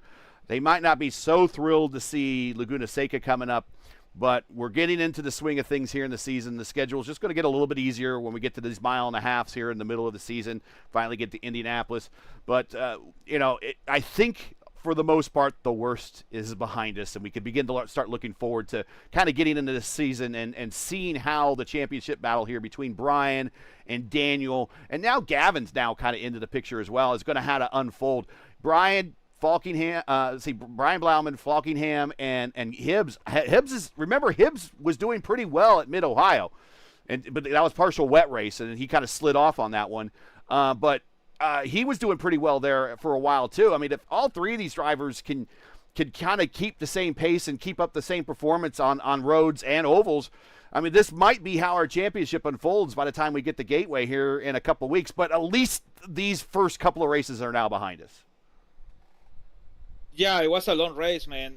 To be honest, it's a lot of things happened today. We need to improve it, and also especially in the book said something about you need to understand the setup and everything. but it is what it is. So it's 20 cautions, 57 laps, 7 leaders actually, 2 hours and 23 minutes. I say 19, but it's 23 and the end. But yeah, I think that the championship, I know it's coming next week, Laguna Seca, and it's gonna be a little more the same, almost the same like this. But like I said, Brian said, if it's the yellow, it's gonna be in ball. Man, it's gonna be a long race. But I hope not. Road courses don't typically have a lot of yellows unless we have we saw them at Portland, but most of the time road courses are mostly caution free. Not as much as we'll see today, but you're right. Yeah, I hope it's gonna be less than that, and just a couple incidents over there. But yeah, I think the championship is getting like a painting a little bit how it's gonna be with Brian and Gabby Gibbs over there. Even Lucas Hoyts in the fourth place make him. That's best career finish for him, yeah. But man, what about Seb Alexander? We're still waiting for the races like Chicagoland or even Las Vegas or Phoenix, the Raceway, or even Michigan. So there's a lot of things we can happen with all of these Forsyth, Seb Alexanders, or even Christopher Albrecht, or Jack also too, Frankenfeld, could be over there. But I think the race was tough, to be honest, even for us. And for them, we could lose a little bit pounds in the race today after 250 laps in the race. So just need to prove that, need to understand, need to keep taking it practice, and if you do that, it could be better for the next time. So see you next week on from Laguna Seca. But see you next this weekend, Sunday, from Texas, doubleheader on the 40th Indy. 8 p.m. Eastern on Sunday. And then the IIS here on P1, the IndyCar iRacing Series, will be at Portland this Saturday, 2 p.m. Eastern time. Well, it was almost his 50th start. This is Brian Blauman's 49th start here today. He got his second win, his 11th podium, 19th top 5, 27 top 10. So half the time, he's in a race just about. He is in the top 10. He is your winner today. Second, Daniel Falkenham extends his point lead just a little bit. He comes home second today, and Gavin Hibbs back on the podium in a 1 mile oval here at IndyCar. What's new? He comes home in third for his best finish of the season. So that's it for tonight. Congratulations to our winner and our podium. Join Julius Gonzalez-Nunez and myself again Thursday, August 13th at 7:45 p.m. Eastern Time when the P1 IndyCar Championships head to WeatherTech Raceway. I just prefer to call it Laguna Seca. For the Elite Grand Prix of Monterey, you and me in the Bay of Monterey, as they said in the movie. For the correct broadcast time in your area, you can find everything right here on YouTube at youtube.com/@P1 Broadcasting, or just search Elite Racing Network. Now, as you know, the YouTube algorithm game is not an easy one, so please help support ERN and P1 with the weekly grind. Leave a comment below and let us know you thought of tonight's race and you enjoyed tonight's coverage. Support us by smashing like in the video. If you're new, click subscribe, and while you're at it, hit the bell for weekly reminders so don't miss out on more of ERN's other and P1's other iRacing programming. Tonight's Horizon 250 was sponsored by the Horizon Racing Series and presented by Taupe Soap. The P1 IndyCar Championship and the Triple Crown Challenge are proudly sponsored by P1 Broadcasting. Tonight's Bull Award was sponsored by 4D Racewear, and a special thank you to the Elite Racing League's premier partners, Blue Egg Marketing, Worldwide Technology Raceway, Lucas Oil School of Racing, and Tom Boland Ford. All the links you need for all of those sponsors are in the description. I want to thank them, especially Horizon and Taupe Soap, for sponsoring today's event. And also, again, Blue Egg Marketing, Worldwide Technology Raceway, Lucas Oil School of Racing, Tom Boland Ford. Thank you very much for being premier partners here with the Elite Racing League. For business inquiries to learn more about P1 and what we do, like us on Facebook. You can follow us on X and Instagram. You can find all of our social links on Linktree. You can check those out in the description. So, for Luis Gonzalez-Nunez, everyone here at the Elite Racing Network, P1 Broadcasting, the Elite Racing League, Taupe Soap, Horizon Racing Series, even 4D Racewear. I'm Gary Gotzo saying all. Happy Thursday, everybody. Thanks for watching. I hope you have a great Friday and a great weekend. To all of our men and women serving in the military as first responders, Godspeed, God bless, and come home safe. Once again, congratulations to Brian Blount for his second career win. Catch us again next Thursday, August 13th, 7:45 p.m. Eastern Time for the Elite Grand Prix of Monterey from WeatherTech Raceway, or as I like to say, Laguna Seca. Until then, we'll see ya.